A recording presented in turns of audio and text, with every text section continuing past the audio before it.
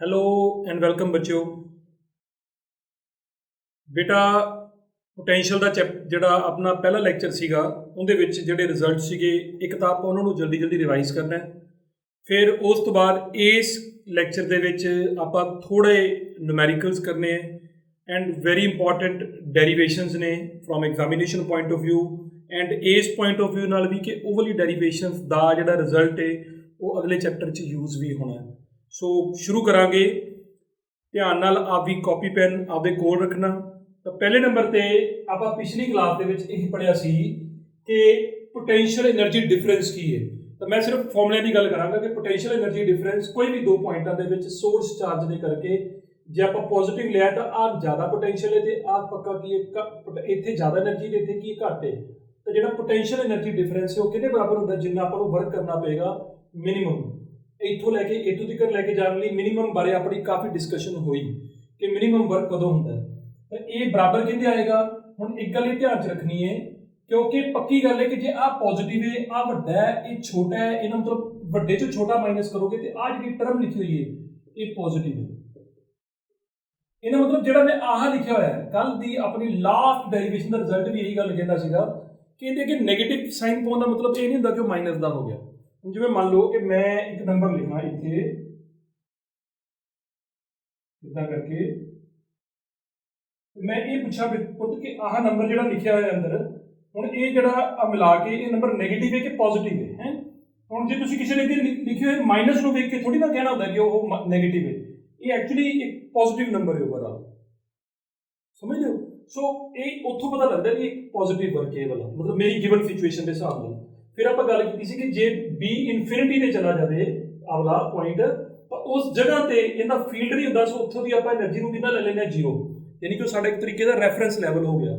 ਤਾਂ ਫਿਰ ਜਿਹੜਾ ਆਨਸਰ ਆਏਗਾ 0 ਮਾਈਨਸ ਮਤਲਬ ਸਮਥਿੰਗ ਮਾਈਨਸ 0 ਇਜ਼ ਸਮਥਿੰਗ, ਤਾਂ ਉਹ ਟੋਟਲ ਵਰਕ ਹੋਊਗਾ ਐਂਡ ਫਿਰ ਉਹਨੂੰ ਇਹਦੇ ਬਰਾਬਰ ਲਿਖ ਲਿਆ ਬੇਟੇ। ਇਹਦੇ 'ਚ ਇਸ ਟਰਮ ਤੋਂ ਬਾਅਦ ਆਪਾਂ ਅਗਲੀ ਟਰਮ 'ਚ ਇੱਥੇ ਗਏ ਸੀ। ਦੋਨਾਂ 'ਚ ਫਰਕ ਕੀ ਸੀ ਬੇਟਾ ਕਿ ਜਿਹੜੀ ਪੋਟੈਂਸ਼ੀਅਲ એનર્ਜੀ ਡਿਫਰੈਂਸ ਹੁੰਦੀ ਹੈ ਉਹ ਇਸ ਗੱਲ ਤੇ ਡਿਪੈਂਡ ਕਰਦੀ ਹੈ ਕਿ ਤੁਸੀਂ ਕਿਹੜਾ ਚਾਰਜ ਮੂਵ ਕਰ ਰਹੇ ਹੋ। ਇਹਦੇ 'ਚ ਕਿਉਂਕਿ ਫੋਰਸ ਆਈ ਹੋਈ ਹੈ ਤੇ ਫੋਰਸ ਦੋਨਾਂ ਚਾਰਜਿਸ ਤੇ ਡਿਪੈਂਡ ਕਰਨ ਵਾਲੀ ਚੀਜ਼ ਹੈ ਕਿਉਂਕਿ ਕੂਲਮਸ ਲੋ ਇਹ ਕਹਿੰਦਾ ਹੈ ਕਿ ਜਿਹੜੀ ਫੋਰਸ ਹੈ ਉਹ K ਕੈਪੀਟਲ Q ਫਿਰ ਸਮਾਲ q ਫਿਰ ਡਿਵਾਈਡਡ ਬਾਈ r ਸਕੁਅਰ ਹੋਏਗਾ ਨਾ। ਸੋ ਇਸ ਪੂਰੇ ਜਿਹੜਾ ਇਹ ਸਾਰਾ ਸਿਨੈਰੀਓ ਸੀ ਇਹਦੇ 'ਚ ਇਹਦਾ ਵੀ ਬੜਾ ਵੱਡਾ ਰੋਲ ਸੀਗਾ। ਜੇ ਇਹ ਬਦਲੋਗੇ ਤਾਂ ਇਹ ਸਾਰੀਆਂ ਟਰਮਸ ਬਦਲਣਗੀਆਂ, ਠੀਕ ਹੈ। ਲੇਕਿਨ ਫਿਰ ਆਪਾਂ ਅਗਲੀ ਟਰਮ ਕੀ ਬਣਾਈ ਪੋਟੈਂਸ਼ੀਅਲ ਡਿਫਰੈਂਸ। ਪੋਟੈਂਸ਼ੀਅਲ ਡਿਫਰੈਂਸ 'ਚ ਅਸੀਂ ਕਿੰਨੀ ਕਰੈਕਟਰਿਸਟਿਕ ਕੱਢੀ, ਅਸੀਂ ਸਿਰਫ ਇਹਦੇ ਬਾਰੇ ਗੱਲ ਕਰਨਾ ਚਾਹੁੰਦੇ ਸੀ। ਫॉर दैट ਅਸੀਂ ਕੀ ਕੀਤਾ ਨੰਬਰ 1 ਤੇ ਕਿਉਂਕਿ ਫੀਲਡ ਫਿਰ ਅਸੀਂ ਇਹਦਾ ਹੀ ਚਾਹੁੰਦੇ ਆ ਤਾਂ ਪਹਿਲੀ ਗੱਲ ਤਾਂ ਇਹਨੂੰ ਬਹੁਤ ਕੀ ਕੀਤਾ ਆਪਾਂ ਛੋਟਾ ਲਿਆ ਸੋ ਦੈਟ ਕਿ ਇਹਦਾ ਆਪਦਾ ਫੀਲਡ ਨਾ ਹੋਵੇ ਪਹਿਲੀ ਕੰਡੀਸ਼ਨ। ਦੂਜੀ ਕੰਡੀਸ਼ਨ ਕੀ ਅਸੀਂ ਕੁਆਂਟੀਟੀ ਬਦਲਦੀ। ਅਸੀਂ ਕੀ ਕੀਤਾ ਕਿ ਜਿਹੜੀ ਪੋਟੈਂਸ਼ੀਅਲ એનર્ਜੀ ਡਿਫਰੈਂਸ ਸੀਗਾ ਉਹਨੂੰ ਪਰ ਯੂਨਿਟ ਚਾਰਜ ਕੱਢ ਲਿਆ ਜਾਂ ਕਹਿ ਲਓ ਵਰਕ ਪਰ ਯੂਨਿਟ ਚਾਰਜ ਕਰ ਲਿਆ। ਇਹਨੂੰ ਲਿਖ ਲਓ, ਨੋਟ ਕਰ ਲਓ ਕਿਉਂਕਿ ਜਿਹੜੇ ਅਗਲੇ ਨੂਮੈਰੀਕਲ ਆਉਣ ਵਾਲੇ ਨੇ ਮੈਂ ਤੁਹਾਨੂੰ ਬਿਲਕੁਲ ਟਾਈਮ ਦੇਣਾ ਉਹਨਾਂ ਦੇ ਵਿੱਚ ਐਂਡ ਤੁਸੀਂ ਉਸ ਟਾਈਮ ਦੇ ਨਾਲ ਸੋਲਵ ਕਰਨਾ ਹੈਗਾ। ਸਾਰਾ ਕੁਝ ਇਹੀ ਹੈ ਬਸ। ਜਿਹਨੇ ਇਹ ਸਮਝ ਲਿਆ ਉਹਨਾਂ ਮਤਲਬ ਉਹ ਕੁਐਸਚਨ ਕਰ ਪਾਏਗਾ, ਠੀਕ ਹੈ। ਸੋ ਆਪਾਂ ਨੂੰ ਪਤਾ ਹੈ ਕਿ ਵਰਕ ਡਨ ਪਰ ਯੂਨਿਟ ਚਾਰਜ ਇਹ ਇੱਕ ਇਦਾਂ ਦੀ ਕੁਆਂਟੀਟੀ ਬਣਦੀ ਹੈ ਕਿ ਜਦੋਂ ਫੋਰਸ ਦੇ ਵਿੱਚ ਵੀ Q ਨੋਟ ਸੀਗਾ ਹੁੰਦਾ ਨਾ ਇਹਦੇ 'ਚ ਵੀ ਨੀਚੇ Q ਨੋਟ ਆ ਗਿਆ ਤਾਂ Q ਨੋਟ ਖਤਮ ਹੋ ਗਿਆ ਤਾਂ E ਆ ਗਿਆ। ਇਹਦਾ ਮਤਲਬ ਜਿਹੜਾ ਪੋਟੈਂਸ਼ੀਅਲ ਡਿਫਰੈਂਸ ਹੁੰਦਾ ਹੈ ਇਹ ਕਿਹਦੇ ਤੇ ਡਿਪੈਂਡ ਨਹੀਂ ਕਰਦਾ ਇਸ ਚਾਰਜ ਤੇ, ਠੀਕ ਹੈ, ਪ੍ਰੋਵਾਈਡਡ ਆਪਾਂ ਫਿਰ ਕਹਿ ਦਈਏ ਕਿ ਛੋਟਾ ਹੈ। ਓਕੇ ਐਂਡ ਤੁਸੀਂ ਇੱਕ ਗੱਲ ਇਹ ਵੀ ਯਾਦ ਰੱਖੋ ਕਿ ਇਸੇ ਕਰਕੇ ਪੋਟੈਂਸ਼ੀਅਲ ਡਿਫਰੈਂਸ ਨੂੰ ਅਸੀਂ ਨੈਗੇਟਿਵ ਆਫ ਪੋਟੈਂਸ਼ੀਅਲ ਡਿਫਰੈਂਸ ਨੂੰ ਇਹਨੂੰ ਲਿਖ ਲਓ ਕਿ potential difference is also equal to ਕਿੰਨੇ ਨੈਗੇਟਿਵ ਆਫ ਜਿਵੇਂ ਯਾਦ ਹੈ ਕਿ ਜੇ ਇੱਥੇ ਏਰੀਆ ਹੋਵੇ ਤਾਂ ਇਹਨੂੰ ਅਸੀਂ ਕੀ ਬੋਲਦੇ ਹੁੰਦੇ ਸੀ। ਜੇ ਇੱਥੇ ਏਰੀਆ ਹੋਵੇ ਤਾਂ ਬੋਲਦੇ ਸਰਫੇਸ ਇੰਟੈਗਰਲ ਹੈ ਨਾ। ਤਾਂ ਹੁਣ ਕਿਉਂਕਿ ਇੱਥੇ ਡਿਸਟੈਂਸ ਹੈ ਡੀਆਰ ਕੀ ਹੈ ਡਿਸਟੈਂਸ ਹੈ ਤਾਂ ਅਸੀਂ ਬੋਲਾਂਗੇ negative of line integral of electric field.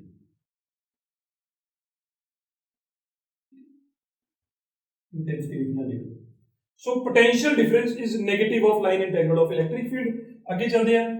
ਜੇ ਇਹਨਾਂ ਵਿੱਚੋਂ ਵੀ B ਪੁਆਇੰਟ ਇਨਫਿਨਿਟੀ ਤੇ ਚਲਾ ਜਾਵੇ ਤਾਂ ਆਪਾਂ ਨੂੰ ਪਤਾ ਹੈ ਕਿ ਫਿਰ ਜਿਹੜਾ ਆਨਸਰ ਹੈ ਆਫ ਕੋਰਸ ਉਹਨਾਂ UB 0 ਹੋ ਜਾਏਗਾ ਤਾਂ ਆਪਾਂ ਬੋਲਾਂਗੇ ਉਹ એનર્ਜੀ ਪਰ ਯੂਨਿਟ ਚਾਰਜ ਹੈ ਜਾਂ work done in bringing that unit positive test charge from infinity to A, ठीक है। ਉਹ ਜਿਹੜਾ ਵਰਕ ਆਏਗਾ ਉਹਨੂੰ ਅਸੀਂ ਕੀ ਬੋਲਾਂਗੇ ਕਿ ਉਹ ਪੋਟੈਂਸ਼ੀਅਲ ਐਟ ਦੈਟ ਪੁਆਇੰਟ ਹੈ। Is that okay.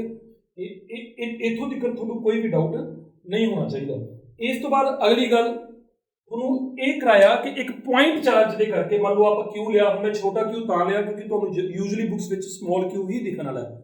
ਤਾਂ ਹੁਣ ਜੇ ਪਲੱਸ ਦਾ ਕਿਊ ਚਾਰਜ ਹੈ, ਇਹਦੇ ਤੋਂ ਆਰ ਡਿਸਟੈਂਸ ਦੂਰ ਅਸੀਂ ਕੀ ਕਰਨਾ ਚਾਹੁੰਦੇ ਸੀ, ਪੋਟੈਂਸ਼ੀਅਲ ਕੱਢਣਾ ਚਾਹੁੰਦੇ ਸੀ, ਐਂਡ ਅਸੀਂ ਇਨਫਿਨਿਟੀ ਤੋਂ ਇੱਕ ਯੂਨਿਟ ਪੋਜ਼ਿਟਿਵ ਟੈਸਟ ਚਾਰਜ ਲੈ ਕੇ ਆਂਦਾ ਬੇਟੇ, ਇੱਥੇ ਤੱਕ ਲੈ ਕੇ ਆਏ, ਜਿੰਨਾ ਵਰਕ ਕਰਨਾ ਪਿਆ ਉਹ ਆ ਕਰਨਾ ਪਿਆ, ਇਹਨੂੰ ਅਸੀਂ ਕੀ ਬੋਲਦਾ ਕਿ ਇਹ ਕੀ ਹੈ, ਸਾਡਾ ਪੋਟੈਂਸ਼ੀਅਲ ਐਟ ਪੁਆਇੰਟ ਦਿਸ ਪੀ। ਠੀਕ ਹੈ, ਤੇ ਕਿੰਨੇ ਤੇ ਡਿਪੈਂਡ ਕਰਦਾ ਹੈ, ਕੇ ਤੇ। ਕੇ ਕਿੰਨਾ ਹੁੰਦਾ ਹੈ 9 × 10⁻⁹। ਉਹਦਾ ਇਹਦੀ ਵੈਲਿਊ ਜਿਹੜੀ ਹੈ, ਜਿਹੜਾ ਉਹ ਇਹ ਹੁੰਦਾ 1/4πε0, ਤੇ ε0 ਕਿੰਨਾ ਹੁੰਦਾ, ਐਵੇਂ ਪ੍ਰੈਕਟਿਸ ਕਰੀ ਚੱਲਿਆ ਕਰੋ, ਉਹ ਇੰਨਾ ਹੁੰਦਾ। ਯੂਨਿਟਸ ਵਗੈਰਾ ਆਪਣੇ ਆਪ ਸੋਚ ਲੈਣਾ ਕੀ ਹੁੰਦੇ ਨੇ। ਤਾਂ ਪੋਜ਼ਿਟਿਵ ਚਾਰਜ ਕਰਕੇ ਪੋਜ਼ਿਟਿਵ ਪੋਟੈਂਸ਼ੀਅਲ ਹੁੰਦਾ ਹੈ, ਐਂਡ ਬੜੇ ਹੈਲਦੀ ਤਰੀਕੇ ਨਾਲ ਲਾਸਟ ਤੇ ਜਾ ਕੇ ਆਪਾਂ ਇਹ ਵੀ ਗੱਲ ਕਹੀ ਸੀ ਕਿ ਜਦੋਂ ਨੈਗੇਟਿਵ ਚਾਰਜ ਲਵਾਂਗੇ ਮੈਥੇਮੈਟਿਕਲੀ ਸਾਡਾ ਆਨਸਰ ਜਿਹੜਾ ਉਹ -kq/r ਆਏਗਾ। ਠੀਕ ਹੈ, ਇੱਕ ਗੱਲ ਮੈਂ ਦੱਸੀ ਨਹੀਂ ਸੀ, ਉਹ ਇਹ ਸੀਗਾ ਕਿ ਕਿਉਂਕਿ v ਤੇ r 'ਚ ਇਨਵਰਸਲੀ ਪ੍ਰੋਪੋਰਸ਼ਨਲ ਦਾ ਰਿਲੇਸ਼ਨ ਹੈ, ਇਹਨੂੰ ਮਤਲਬ ਜੇ v ਤੇ r 'ਚ ਗ੍ਰਾਫ ਬਣਾਓਗੇ ਉਹ ਵੀ ਬੇਟਾ ਇਦਾਂ ਦਾ ਬਣੇਗਾ, ਹੈ ਨਾ। ਹੁਣ ਤੁਹਾਨੂੰ ਇਹ ਪਤਾ ਕਿ ਜੇ ਆਪਾਂ ਕਿਸੇ ਪੁਆਇੰਟ ਚਾਰਜ ਦੇ ਕਰਕੇ r ਡਿਸਟੈਂਸ ਦੂਰ e ਕੱਢੀਏ, e ਦਾ ਫਾਰਮੂਲਾ ਕਿੰਨਾ ਹੁੰਦਾ ਸੀ, ਜਿਵੇਂ ਇਹ kq/r ਹੈ, ਉਹ ਹੁੰਦਾ ਸੀ kq/r²। ਠੀਕ ਹੈ, ਫਿਰ ਜੇ ਇਸੇ ਗ੍ਰਾਫ ਦੇ ਵਿੱਚ ਮਤਲਬ ਆਪਾਂ ਜੇ ਇਹੀ ਸੋਚਣਾ ਚਾਹੀਏ ਕਿ v ਤੇ r 'ਚ ਰਿਲੇਸ਼ਨ ਆ, ਯਾਨੀ ਕਿ ਜਦੋਂ r ਬਹੁਤ ਛੋਟਾ ਉਦੋਂ v ਬਹੁਤ ਜ਼ਿਆਦਾ, ਯਾਨੀ ਕਿ ਜੇ ਤੁਸੀਂ ਨੇੜੇ ਚਲੇ ਗਏ ਤਾਂ ਉਹਦੇ ਪੋਟੈਂਸ਼ੀਅਲ ਜ਼ਿਆਦਾ, ਜਿਵੇਂ ਜਿਵੇਂ ਦੂਰ ਜਾਓਗੇ ਪੋਟੈਂਸ਼ੀਅਲ ਕੀ ਕਰੇਗਾ, ਘਟਦਾ ਜਾਏਗਾ। ਇਹੀ ਮਤਲਬ ਹੈ ਨਾ। ਲੇਕਿਨ ਜਿਵੇਂ ਇਸੇ ਗ੍ਰਾਫ 'ਚ v ਸ਼ੋ ਕਰਨਾ ਹੋਵੇ ਫਿਰ ਤਾਂ ਸਾਨੂੰ ਪਤਾ ਹੈ ਕਿ ਜਦੋਂ ਤੁਸੀਂ ਨੇੜੇ ਹੋਵੋਗੇ ਤਾਂ ਇਹਦੇ ਵੱਡੇ 'ਚ ਵੀ r ਹੈ, ਲੇਕਿਨ ਇਹਦੇ ਵੱਡੇ 'ਚ r ਦਾ ਸਕੁਅਰ ਹੈ। ਜਦੋਂ ਨੇੜੇ ਹੋਵੋਗੇ ਤਾਂ r ਬਹੁਤ ਛੋਟਾ ਹੋਏਗਾ, ਫਿਰ ਜੇ r ਛੋਟਾ ਹੈ ਤੇ r ਦਾ ਸਕੁਅਰ ਹੋਰ ਜ਼ਿਆਦਾ ਛੋਟਾ ਹੋਏਗਾ, ਯਾਨੀ ਕਿ ਜਦੋਂ ਨੇੜੇ ਨੇੜੇ ਦੀ ਗੱਲ ਕਰੋਗੇ ਤਾਂ ਇਹਦਾ ਵੱਡਾ ਛੋਟਾ ਜ਼ਿਆਦਾ ਬਣੇਗਾ। ਜੇ ਇਹਦਾ ਵੱਡਾ ਛੋਟਾ ਜ਼ਿਆਦਾ ਬਣੇਗਾ, ਇਹਦਾ ਮਤਲਬ ਇਹਦਾ ਆਨਸਰ ਵੱਡਾ ਜ਼ਿਆਦਾ ਬਣੇਗਾ। ਸੋ ਇਹਦਾ ਮਤਲਬ ਹੈ ਕਿ ਛੋਟੇ ਡਿਸਟੈਂਸਿਸ ਦੇ ਲਈ ਜਿਹੜਾ E ਉਹ ਵੱਡਾ ਹੁੰਦਾ। ਠੀਕ ਹੈ, ਲੇਕਿਨ ਅਗਲੀ ਗੱਲ ਇਹ ਵੀ ਹੈ ਬੇਟੇ ਕਿ E r² ਦੇ ਇਨਵਰਸਲੀ ਪ੍ਰੋਪੋਰਸ਼ਨਲ ਹੈ, ਇੱਥੇ V r ਦੇ ਇਨਵਰਸਲੀ ਪ੍ਰੋਪੋਰਸ਼ਨਲ ਹੈ। ਇਹਦਾ ਮਤਲਬ ਇਹ ਹੋ ਗਿਆ ਕਿ ਜਿਵੇਂ ਜਿਵੇਂ r ਵਧੇਗਾ ਉਵੇਂ ਉਵੇਂ E ਨੇ ਘਟਣਾ ਵੀ ਹੈ।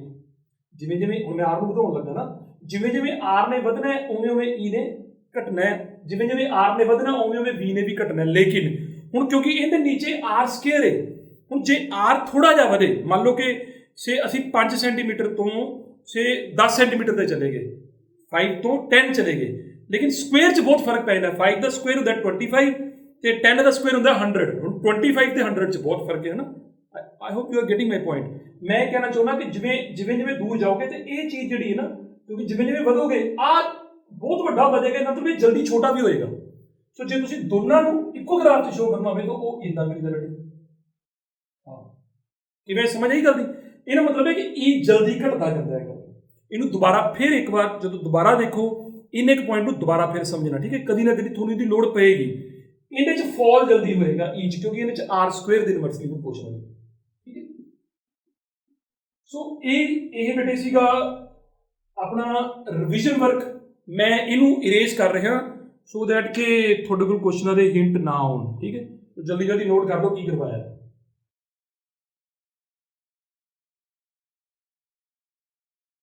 ਸੋ ਕਰੀਏ ਸ਼ੁਰੂ ਬੇਟਾ।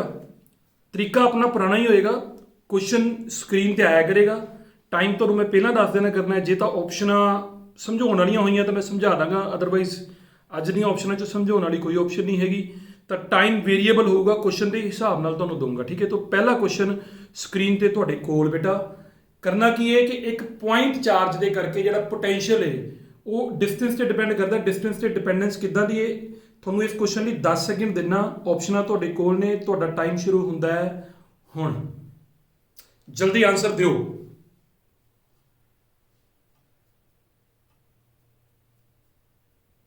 ਹਰੀ up time over.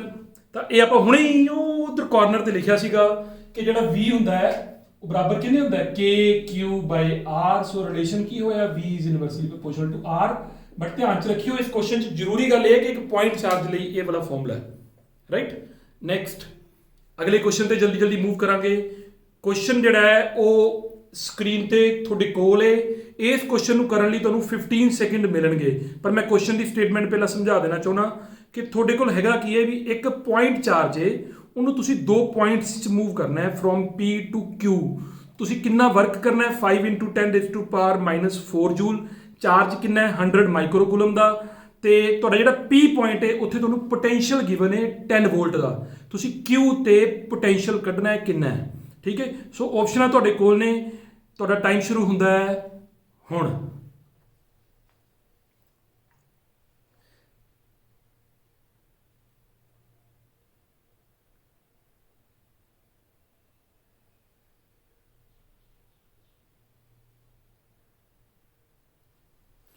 Over time over. थोड़ा जा होर दे देना, सोचो जल्दी जल्दी भी की कर सकते हो। फॉर्मूला ही लाना है बस, मेन तो फॉर्मूला ही है, थोड़ी स्ट्रेंथ ही वही ने। ਤੁਹਾਨੂੰ ਇਹ ਪਤਾ ਹੈ ਕਿ ਜੇ ਤੁਹਾਨੂੰ ਉਹਨੇ ਕਹਿਤਾ ਕਿ ਕਿਸੇ ਫੀਲਡ ਦੇ ਵਿੱਚ ਤੁਹਾਡੇ ਕੋਲ, ਅਸੀਂ ਆਪਣਾ ਪਹਿਲਾ ਨੂਮੈਰੀਕਲ, ਦੂਜਾ ਕੀ ਹੈ ਕਿ ਕਿਸੇ ਫੀਲਡ ਦੇ ਵਿੱਚ ਦੋ ਪੁਆਇੰਟ ਨੇ। ਪਹਿਲੇ ਪੁਆਇੰਟ ਦਾ ਆਪਣੇ ਕੋਲ ਕੀ ਨਾਮ ਹੈ P, ਤੇ ਦੂਜੇ ਦਾ ਨਾਮ ਕੀ ਹੈ Q, ਤੇ ਆਪਾਂ P ਤੋਂ ਲੈ ਕੇ Q ਤੱਕ ਚਾਰਜ ਨੂੰ ਮੂਵ ਕੀਤਾ ਤੇ ਕਿੰਨਾ ਵਰਕ ਕਰਨਾ ਪਿਆ, ਉਹ ਕਿੰਨਾ ਕਰਨਾ ਪਿਆ ਆਪਣੇ ਕੋਲ, ਉਹ ਹੈਗਾ ਜਿਹੜਾ 5 × 10⁻⁻⁴ ਜੂਲ, ਹੈ ਨਾ। ਸੋ ਸਾਨੂੰ ਇਹ ਗਿਵਨ ਹੈ ਕਿ ਜਿਹੜਾ ਵਰਕ ਡਨ ਹੈ ਫਰੋਮ P ਟੂ Q ਉਹ ਇੰਨਾ ਗਿਵਨ ਹੈ, ਐਂਡ ਸਾਨੂੰ ਪਤਾ ਹੈ ਕਿ ਵਰਕ ਡਨ ਪਰ ਯੂਨਿਟ ਚਾਰਜ ਬਰਾਬਰ ਕਿੰਨੇ ਹੁੰਦਾ ਬੇਟੇ ਪੋਟੈਂਸ਼ੀਅਲ ਡਿਫਰੈਂਸ ਦੇ। ਬਸ ਯਾਰ ਆ ਵੈਲਿਊ ਭਰਨੀ ਸੀ, ਕੁਝ ਨਹੀਂ ਕਰਨਾ ਹੋਰ। ਆ ਸਾਨੂੰ ਗਿਵਨ ਹੈ ਕਿੰਨਾ 5 × 10⁻⁴, ਨੀਚੇ Q0 100, ਮਾਈਕਰੋ ਕਿੰਨਾ ਹੁੰਦਾ 10⁻⁻⁶, ਤੇ ਆ ਆਪਾਂ ਨੂੰ ਨਹੀਂ ਪਤਾ ਲੇਕਿਨ ਆਹ ਆਪਾਂ ਨੂੰ ਪਤਾ ਹੈ। ਇਹ ਕਿੰਨਾ ਆਪਣਾ, ਇਹ ਹੈਗਾ 10 ਵੋਲਟ, ਹਨਾ। ਸੋ ਇਹ ਬੇਟੇ ਆ ਜਿਹੜਾ ਸੋਲਵ ਕਰੋਗੇ ਇਹ 10⁻⁴ ਹੈ, ਆ ਵੀ 10⁻⁴ ਹੈ, ਇਹ ਕੱਟੇ ਗਏ। ਸੋ VQ ਕਿੰਨੇ ਬਰਾਬਰ ਆ ਗਿਆ, ਇਹ 10 ਉਧਰ ਜਾ ਕੇ ਐਡ ਹੋ ਜਾਏਗਾ, ਯਾਨੀ ਕਿ ਕਿੰਨੇ ਵੋਲਟ ਆ ਗਿਆ 15 ਵੋਲਟ, ਠੀਕ ਹੈ। ਲੇਕਿਨ ਇੱਕ ਗੱਲ ਤੁਹਾਨੂੰ ਹੋਰ ਵਧੀਆ ਦੱਸਦਾ, ਜ਼ਰੂਰੀ ਨਹੀਂ ਹੁੰਦਾ ਕਿ ਹਰ ਇੱਕ ਕੁਐਸਚਨ ਫਾਰਮੂਲੇ ਨਾਲ ਸੋਲਵ ਹੁੰਦਾ। ਸਮਟਾਈਮਸ ਐਲੀਮੀਨੇਸ਼ਨ ਮੈਥਡ ਵੀ ਕੰਮ ਆਉਂਦਾ ਹੈ। ਇਸ ਕੁਐਸਚਨ ਨੂੰ ਬਿਨਾਂ ਸੋਲਵ ਕੀਤੇ ਵੀ ਅਸੀਂ ਇਸ ਦਾ ਆਨਸਰ ਜਿਹੜਾ ਹੈ ਉਹ 15 ਵੋਲਟ ਕਹਿ ਸਕਦੇ ਸੀ। ਜਿੱਦਾਂ ਜੇ ਤੁਸੀਂ ਪਹਿਲੀ ਆਪਸ਼ਨ ਦੇਖੋ, ਪਹਿਲੀ ਗੱਲ ਤਾਂ ਇਹ ਸੋਚੋ ਕਿ ਆਪਾਂ ਮੂਵ ਕਿੱਥੋਂ ਕੀਤਾ, ਤੁਸੀਂ P ਤੋਂ Q ਗਏ ਹੋ ਤੇ ਤੁਹਾਨੂੰ ਵਰਕ ਕਰਨਾ ਪਿਆ। ਕੁਆਇਟ ਓਬਵੀਅਸ ਹੈ ਕਿ ਇਹਦੇ ਨਾਲੋਂ ਇਹਦਾ ਪੋਟੈਂਸ਼ੀਅਲ ਜ਼ਿਆਦਾ ਹੈ, ਤਾਂ ਹੀ ਵਰਕ ਕਰਨਾ ਪਿਆ, ਹੈ ਨਾ। ਪਰ ਜੇ ਇਹ 10 ਵੋਲਟ ਤੇ ਹੈ ਤਾਂ ਕੁਆਇਟ ਓਬਵੀਅਸ ਹੈ ਕਿ ਜੇ ਤੁਸੀਂ ਇੱਧਰ ਨੂੰ ਮੂਵ ਕਰੋਗੇ ਤਾਂ ਇਹਦਾ ਜਿਹੜਾ ਪੋਟੈਂਸ਼ੀਅਲ ਹੈ ਇਹਦੇ ਨਾਲੋਂ ਜ਼ਿਆਦਾ ਹੋਣਾ ਚਾਹੀਦਾ ਸੀ। ਜਿਹੜੀਆਂ ਮੈਂ ਤੁਹਾਨੂੰ ਆਪਸ਼ਨਾਂ ਦਿੱਤੀਆਂ ਨੇ ਉਹਦੇ ਵਿੱਚ ਚਾਰਾਂ ਵਿੱਚੋਂ ਸਿਰਫ ਜ਼ਿਆਦਾ ਇੱਕੋ ਹੀ ਆਪਸ਼ਨ ਸੀ, ਠੀਕ ਹੈ। ਸੋ ਜ਼ਰੂਰੀ ਨਹੀਂ ਕਿ ਇਹਨੂੰ ਸੋਲਵ ਕਰਨਾ ਸੀਗਾ, ਤਾਂ ਇਹ ਤੁਹਾਡੀ ਚੁਆਇਸ ਹੈ। ਜਦੋਂ ਆਪਾਂ ਪ੍ਰੈਕਟਿਸ ਕਰਦੇ ਜਾਂਦੇ ਹਾਂ ਫਿਰ ਆਪਾਂ ਨੂੰ ਸਮਝ ਆ ਜਾਂਦੀ ਹੈ। ਚਲੋ ਅਗਲਾ ਕੁਐਸਚਨ ਜਿਹੜਾ ਹੈ ਉਹ ਸਕਰੀਨ ਤੇ ਆਉਣ ਲੱਗਾ ਹੈ, ਤੁਹਾਡੇ ਕੋਲ ਸਕਰੀਨ ਤੇ ਮੌਜੂਦ ਹੈ ਕੁਐਸਚਨ। ਐਂਡ ਤੁਸੀਂ ਕੀ ਕਰਨਾ ਹੈ, ਇਹਦੇ ਚੋਂ ਤੁਹਾਨੂੰ ਕੀ ਦਿੱਤਾ ਹੈ ਕਿ ਕਲਾਊਡ ਦਾ ਨੀਚੇ ਵਾਲਾ ਪੋਰਸ਼ਨ ਜਿਹੜਾ ਉਹਨੂੰ ਲੈ ਲਓ, ਉਹਦੇ ਤੇ ਨੈਗੇਟਿਵ ਚਾਰਜ ਹੈ, ਠੀਕ ਹੈ। ਕਲਾਊਡਸ ਤੇ ਗਰਾਊਂਡ ਜਿਹੜਾ ਉਹਦੇ ਨੀਚੇ ਹੈ ਕਲਾਊਡਸ ਦੇ, ਉਹਨਾਂ ਦੇ ਵਿਚਕਾਰ ਤੁਹਾਨੂੰ ਪੋਟੈਂਸ਼ੀਅਲ ਡਿਫਰੈਂਸ ਦਿੱਤਾ ਹੋਇਆ 100 ਵੋਲਟ ਦਾ। ਤੁਸੀਂ ਇੱਕ ਇਲੈਕਟ੍ਰੋਨ ਚੱਕ ਕੇ ਕਲਾਊਡਸ ਦੇ ਨੇੜੇ ਲੈ ਗਏ, ਠੀਕ ਹੈ। ਆ ਕਲਾਊਡਸ ਹੋ ਗਏ, ਐਂਡ ਇੱਕ ਇਲੈਕਟ੍ਰੋਨ ਚੱਕ ਕੇ ਇੱਥੇ ਰੱਖਤਾ, ਐਂਡ ਆ ਗਰਾਊਂਡ ਹੈ ਬੇਟੇ। ਐਂਡ ਇਹਨਾਂ ਦੋਨਾਂ 'ਚ ਪੋਟੈਂਸ਼ੀਅਲ ਡਿਫਰੈਂਸ ਗਿਵਨ ਹੈ। ਇੱਕ ਇਲੈਕਟ੍ਰੋਨ ਨੂੰ ਇੱਥੋਂ ਛੱਡਤਾ, ਜਦੋਂ ਗਰਾਊਂਡ ਤੇ ਪਹੁੰਚੇਗਾ ਜਸਟ ਉਹਦੀ ਕਾਈਨੈਟਿਕ એનર્ਜੀ ਕਿੰਨੀ ਹੋਏਗੀ। ਤਾਂ ਕੁਐਸਚਨ ਸਮਝ ਆ ਗਿਆ, ਆਨਸਰਸ ਤੁਹਾਡੇ ਕੋਲ ਨੇ, ਤੁਹਾਡੇ ਕੋਲ ਹੈਗੇ ਨੇ ਟੋਟਲ 20 ਸੈਕਿੰਡ ਇਸ ਕੁਐਸਚਨ ਨੂੰ ਕਰਨ ਵਾਸਤੇ। ਤੁਹਾਡਾ ਟਾਈਮ ਸ਼ੁਰੂ ਹੁੰਦਾ ਹੈ ਹੁਣ।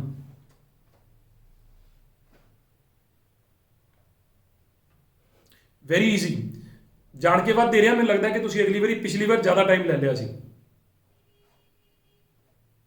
ਹਰੀ ਅਪ।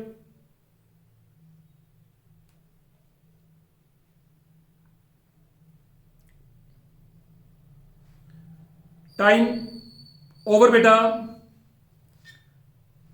बड़ा सिंपल, अगेन जे क्लाउड्स दे ते इन्हां दे विचकार जिहड़ा पोटेंशियल डिफरेंस है वो कितने वोल्ट दा है 100 वोल्ट दा है। एंड ग्राउंड को जिवें VG कहदा उहनूं VC कहदा, जे 100 वोल्ट है तो सानू पता है कि जिहड़ा साडा वर्क है, वर्क डन इन मैगनीट्यूड आपां गल करदे, आपां नेगेटिव साइन पाउण दी लोड़ नहीं हैगी।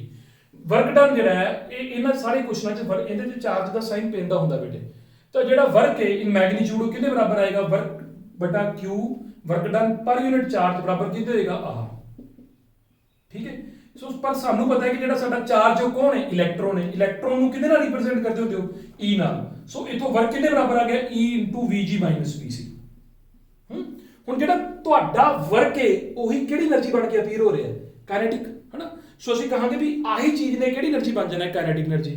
सो ਆਪਾਂ ਨੂੰ ਇਹਨਾਂ ਮਤਲਬ ਹੋ ਗਿਆ ਕਿ ਜਿਹੜੀ ਕਾइनेटिक એનર્ਜੀ ਉਹ ਕਿੰਨੇ ਬਰਾਬਰ ਹੈ ਵਰਕ ਦੇ, ਤੇ ਵਰਕ ਕਿੰਨੇ ਬਰਾਬਰ ਹੈ 1.6 × 10⁻⁻19 ਇਨਟੂ ਇਹਨਾਂ ਦੋਨਾਂ ਦੇ ਵਿਚਕਾਰ ਜਿਹੜਾ ਆਹ ਡਿਫਰੈਂਸ ਲਓ ਤੁਸੀਂ ਆ ਵਾਲਾ, ਉਹ ਕਿੰਨਾ ਬਣੂਗਾ। ਇਹਨਾਂ ਦੋਨਾਂ ਦੇ ਵਿਚਕਾਰ ਜਿਹੜਾ ਡਿਫਰੈਂਸ ਉਹ ਤੁਹਾਨੂੰ ਦਿੱਤਾ ਹੋਇਆ ਕਿੰਨਾ 100। सो आंसर कितना बनया बेटे 1.6 इंटू 10⁻⁻17 इन्ने की जाउल हो गया। Is that okay? लेकिन इतने तो एक क्वेश्चन एक सिखाना भी जिन्हों का आंसर ये है ओके है बेटे, बट इस क्वेश्चन को पाने का मकसद ये कि तुम्हें एक गल होर सिखानी सी, एक इहदा आंसर होर भी हो सकता है। सो अज तो बाद उन्होंने भी याद रखना। वो की है कि यूजली जी ये वाली एनर्जी है ना इलैक्ट्रोस्टैटिक एनर्जी, इन्हें एक होर यूनिट भी होंगे उन्होंने बोलते हैं इलैक्ट्रॉन वोल्ट। ये वैसे तुसी 10th क्लास तक पढ़िया भी होया इलैक्ट्रॉन वोल्ट वाला कॉन्सैप्ट, पर फिर भी मैं दस रहा कि तुसी इहनूं सीधा भी ये कह सकते सी कि भी आ 100 है तो इहदा आंसर ये भी सी बेटे कि जिहड़ी काइनेटिक एनर्जी है वो E टाइम्स आ है। ये कितना अपना 100, तो यह मतलब ये हो गया कि 100 वोल्ट इंटू E यानी कि कितना बन गया 100 इलैक्ट्रॉन वोल्ट। सो इदा भी बोलिया जा सकता है। सो इस क्वेश्चन दी बेटा दो ऑप्शन ठीक सी, लेकिन जे तुहाडी ऑप्शन सी ओके सीगी तो कोई प्रॉब्लम नहीं, ओके है, ठीक है। अज तो पहले याद रखना कि यह भी एक एनर्जी का यूनिट है इलैक्ट्रॉन वोल्ट, ठीक है। एक इलैक्ट्रॉन वोल्ट तुहाडी नॉलेज वास्ते दसदा भी किन्ने जाउल के बराबर होएगा। E की वैल्यू होंदी 1.6 इंटू 10⁻⁻19 है ना। वोल्ट कौन होंदा है? इन्ने कूलम हो गया, तो वोल्ट होंदा है जाउल पर कूलम, कूलम नाल कूलम कट्टिया गया। सो इन्ने जाउल इन्ने इलैक्ट्रॉन वोल्ट के बराबर होंदा है। इनू लिख लो, ये थोड़े काम आएगा, ठीक है। सो बेटे अपने टोटल जिहड़े ने वो 3 क्वेश्चन ओवर हुए। चौथे क्वेश्चन वाल चलांगे। चौथा क्वेश्चन स्क्रीन ते थोड़े कोल है, थोड़े कोल टोटल जिहड़े ने 15 सैकेंड इस क्वेश्चन नूं करन दे लई ने। जद मैं स्टेटमेंट सारी दस दियांगा तद थोड़े कोल की है कि इलैक्ट्रोस्टैटिक फोर्सेस कंजरवेटिव हुंदियां ने। इहदा मतलब की है कि work done by it is dash और work done by it on closed path is dash. तुहानूं ये दोने खाली थावां भरनियां ने, 2 फिल इन दी ब्लैंक्स ने, ऑप्शनां तुहाडे कोल ने। 15 सैकेंड शुरू हुंदे है हुण।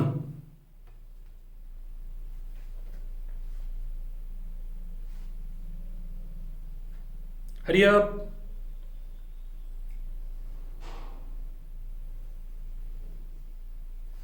Time is running over. लिखने का टाइम दे देना थोड़ा जा, जे कमेंट बॉक्स लिखना तो लिख दो। तो आंसर की बनेगा भला कि एक तो इंडिपेंडेंट ऑफ पाथ फॉलोड हुंदा है ना, पाथ ते डिपेंड नहीं करता। दूजी गल है फिर जे आप क्लोज्ड पाथ ते वर्क कटांगे तो कितना आएगा 0। So right answer is B option, ठीक है जी। सो चौथे क्वेश्चन की गल होगी बेटा, चौथे क्वेश्चन का आंसर सी अपना बी ऑप्शन, ठीक है। 5th क्वेश्चन वाल चलांगे। 5th क्वेश्चन स्क्रीन ते थोड़े कोल हुण हैगा। इहदे विच आपां नूं की दित्ता है कि उन्हें कहा कि गोल्ड कोई एटम में एक एटम दिता है, उनका न्यूक्लीयस जिहड़ा है ना उनके सरफेस ते आपां इलैक्ट्रिक पोटेंशियल कढना है। समझ आ गई क्वेश्चन दी? थोनों गोल्ड जिहड़ा एटम है उनका Z यानी कि उनका एटॉमिक नंबर दिता होया है 79 एंड उनका साइज दिता होया है वो कितना दिता है 13.2 फर्मी। सो इस क्वेश्चन नूं करन दे लई थोनों दिते 30 सैकेंड। थोड़ा टाइम शुरू हुंदा है हुण। इलैक्ट्रिक पोटेंशियल कढना एंड इलैक्ट्रिक पोटेंशियल कढण दा फॉर्मूला तुहानूं आउंदा सारिआं नूं। Hurry up hurry up.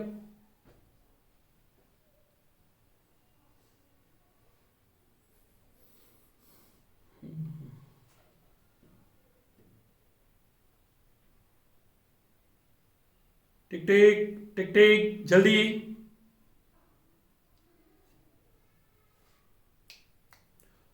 Over बेटा। Actually it's very simple. जेकर तो मैनू ये पता है कि गोल्ड जो है ना, गोल्ड के अंदर 79 प्रोटॉन होंगे उहदे न्यूक्लियस च। एक प्रोटॉन ते चार्ज होंदा है ई मतलब वही 1.6 इंटू 10⁻⁻19 वाला। जिन्ना इलैक्ट्रॉन ते होंदा उन्ना ही प्रोटॉन ते होंदा। सो आपां कल्ले न्यूक्लियस की गल करनी है तो न्यूक्लियस के अंदर प्रोटॉन ने किन्ने प्रोटॉन ने 79, तो 79 ई तक चार्ज हो गया बेटे। हुण मे भी थोड़े चों कईयां नूं फर्मी याद ना होवे किन्ना हुंदा। हुण उन्हें कहा कि जिहड़ा इहदा साइज है, साइज आई थिंक मैं बोलन लग्या मैनूं लगदा रेडियस ना बोल गया होगा, बट साइज की गल है। साइज का मतलब होंदा डायमीटर। डायमीटर तुहानूं कितना गिवन है 13.2 फर्मी। रेडियस कितना होगा पहले तो इहदा हाफ कर दो। 13.2 का हाफ कितना बनया 132 का हाफ 66 हो गया, तो ये बन गया 6.6 फर्मी। हुण 6.6 फर्मी कितना होंदा पता?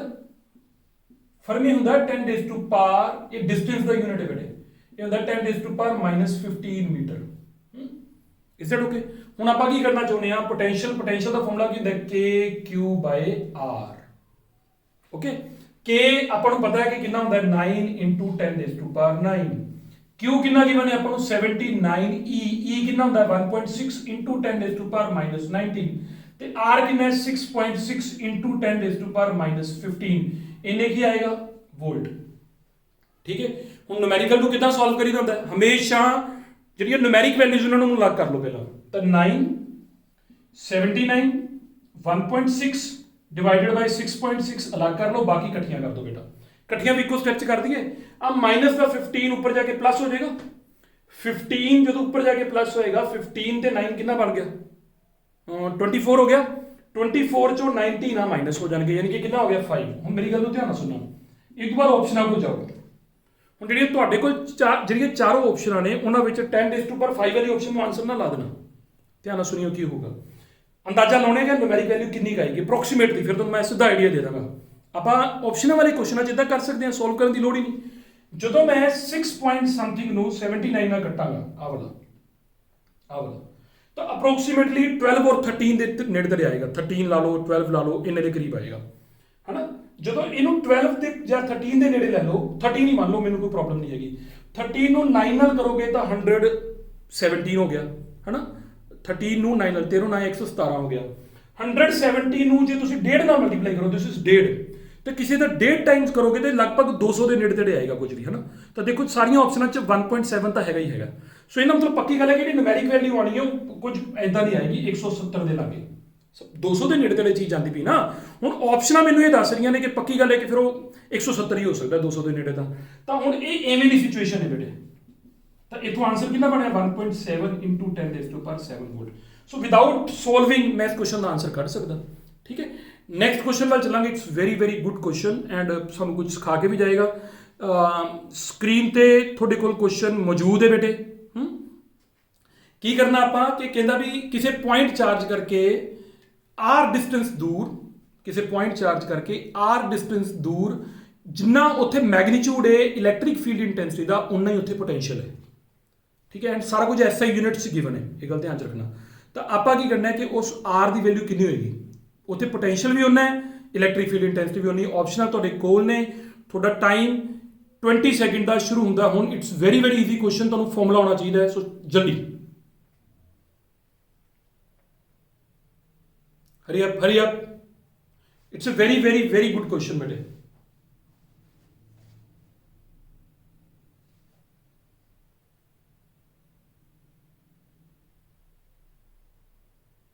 टाइम ओवर बेटा हूँ एक्चुअली की है कि इट्स वेरी ईजी क्वेश्चन मैं तुम फिर कह देना कि पहला तो ये समझ लो कि मैं एक कहानी किवें दी बनाई तुहानूं पता कि आपां जिहड़ा V ते R हुणे ग्राफ पढ़िया सी वो इदां दा सी पुੱਤ ऐ करके ते एक गल पक्की कि कोई एक पॉइंट तो एवें दा हैगा जिथे दोनों कटदे ने कट्टण दा मतलब है पक्की गल है उस जगह ते बराबर हुंदे ने उस R दी वैल्यू दे लई E ते V दी वैल्यू बराबर हो जाती है ਆਪਾਂ ਉਹ ਕੱਢਣੀ ਹੈ ਮੈਗਨੀਟਿਊਡ ਦੀ ਗੱਲ ਕੀਤੀ ਨਾ ਸਾਨੂੰ ਪਤਾ ਹੈ ਕਿ r ਡਿਸਟੈਂਸ ਦੂਰ E ਦਾ ਕੀ ਫਾਰਮੂਲਾ ਹੁੰਦਾ ਹੈ KQ/r²। ਸਾਨੂੰ ਪਤਾ ਹੈ ਕਿ ਇਨ ਜਿਹੜਾ V ਹੁੰਦਾ ਉਹ ਕਿੰਨਾ ਹੁੰਦਾ ਉਹ ਹੁੰਦਾ KQ/r। ਕੁਐਸਚਨ ਨੇ ਸਾਨੂੰ ਕੀ ਸਮਝਾਇਆ ਕੁਐਸਚਨ ਨੇ ਇਹ ਕਿਹਾ ਕਿ ਦੋਨੋਂ ਬਰਾਬਰ ਨੇ ਮੈਗਨੀਟਿਊਡ ਅਸੀਂ ਕਿ ਠੀਕ ਹੈ ਜੀ ਬਰਾਬਰ ਕਰ ਦੋ ਫਿਰ KQ/r² ਨੂੰ KQ/r ਦੇ ਬਰਾਬਰ ਕਰ ਲਓ ਕਰ ਦਿੱਤਾ ਜੀ ਹੁਣ ਕੀ ਕੱਟੇਗਾ ਦੋਨਾਂ ਸਾਈਡਾਂ ਤੋਂ K ਵੀ ਗਿਆ ਬੇਟਾ Q ਵੀ ਗਿਆ ਤਾਂ ਇੱਕ R ਵੀ ਚਲਾ ਗਿਆ ਵੈਸੇ ਕੱਟ ਦਿਓ ਕੋਈ ਗੱਲ ਨਹੀਂ ਤਾਂ ਇਹਦਾ ਮਤਲਬ ਜੇ ਇੱਕ R ਵੀ ਕੱਟ ਦੋਗੇ ਜਾਂ ਵੈਸੇ ਕੱਟਿਓ ਨਾ ਜੇ ਸਹੀ ਤਰੀਕੇ ਨਾਲ ਦੇਖੋ ਤਾਂ ਐ ਆਊਗਾ ਬੇਟਾ ਵੀ r² ਬਰਾਬਰ r ਆ ਗਿਆ ਜੇ ਕਰਨਾ ਚਾਹੋ ਤਾਂ r ਨੂੰ ਇੱਧਰ ਲਿਆਓ ਬੇਟੇ ਇਹਨੂੰ ਤਾਂ ਜਦੋਂ ਇੱਧਰ ਆਊਗਾ ਤੇ ਦੋਨਾਂ ਚੋਂ r ਕਾਮਨ ਆ ਜਾਏਗਾ ਅੰਦਰ ਬਚੇਗਾ r-1 ਕਿੰਨਾ 0 ਅਦਰਵਾਈਜ਼ ਉਹ ਸਹੀ ਹੈ ਸਿੱਧਾ r1 ਆ ਗਿਆ ਹੋਇਆ ਹੈ ਜਦ ਤੁਹਾਡਾ r0 ਹੈ ਉਹ ਪੋਸੀਬਲ ਨਹੀਂ ਹੈਗਾ ਮਤਲਬ r0 ਦਾ ਮਤਲਬ ਐਟ ਇਨਫਿਨਿਟੀ ਮਤਲਬ ਜਦੋਂ r0 ਹੈ ਉਹ ਦੂਰ ਕਿਤੇ ਵੱਡੇ ਸਾਰੇ ਨੇ ਉਦੋਂ ਬਰਾਬਰ ਨੇ ਉਹਦੀ ਲੋੜ ਨਹੀਂ ਹੈਗੀ ਡਿਸਕਸ ਕਰਨ ਦੀ ਠੀਕ ਹੈ ਆਪਾਂ ਬਿਲਕੁਲ 0 ਤਾਂ ਲੈਂਦੇ ਹੀ ਨਹੀਂ ਹੁੰਦੇ ਸੋ r ਕਿੰਨੇ ਬਰਾਬਰ ਆ ਗਿਆ ਬੇਟਾ 1 ਮੀਟਰ ਦੇ ਸੋ 1 ਮੀਟਰ ਉਹ ਡਿਸਟੈਂਸ ਹੈ ਜਿੱਥੇ E ਤੇ V ਦਾ ਮੈਗਨੀਟਿਊਡ E ਦਾ ਮੈਗਨੀਟਿਊਡ V ਦੇ ਬਰਾਬਰ ਹੋ ਜਾਂਦਾ ਮੈਂ ਕਿਉਂ ਬੋਲਦਾ ਕਿ E ਦਾ ਮੈਗਨੀਟਿਊਡ V ਦੇ ਬਰਾਬਰ ਹੋ ਜਾਂਦਾ ਕਿਉਂਕਿ E ਇੱਕ ਅਗਲੇ ਕੁਐਸਚਨ ਦਾ ਹਿੰਟ ਹੋ ਜਾਣਾ ਤੁਹਾਨੂੰ ਅਗਲਾ ਕੁਐਸਚਨ ਸ਼ੁਰੂ ਕਰਾਂਗੇ ਤਾਂ ਅਗਲਾ ਕੁਐਸਚਨ ਸਕਰੀਨ ਤੇ ਤੁਹਾਡੇ ਕੋਲ ਹੁਣ ਕੁਐਸਚਨ ਇਹ ਹੈ ਕਿ electric flux electric field intensity ਤੇ electric potential are dash quantities respectively ਮਤਲਬ ਰਿਸਪੈਕਟਿਵਲੀ ਸੋਨੇ ਸੀਕੁਐਂਸ ਚ ਤੁਸੀਂ ਦੱਸਣਾ ਹੈ ਸੋ ਤੁਹਾਡੇ ਕੋਲ ਆਪਸ਼ਨਾਂ ਹੈਗੀਆਂ ਆਪਸ਼ਨ ਪੜ੍ਹ ਲਓ ਪਹਿਲਾਂ ਮੈਨੂੰ ਲੱਗਦਾ ਪੜ੍ਹ ਲਿਆ ਹੋਣਾ ਸਾਰਿਆਂ ਨੇ ਵੀ ਕੀ ਨੇ। ਤੇ ਤੁਹਾਡਾ ਟਾਈਮ ਜਿਹੜਾ ਹੈ ਉਹ 15 ਸੈਕਿੰਡ ਦਾ ਸ਼ੁਰੂ ਹੁੰਦਾ ਹੈ ਹੁਣ।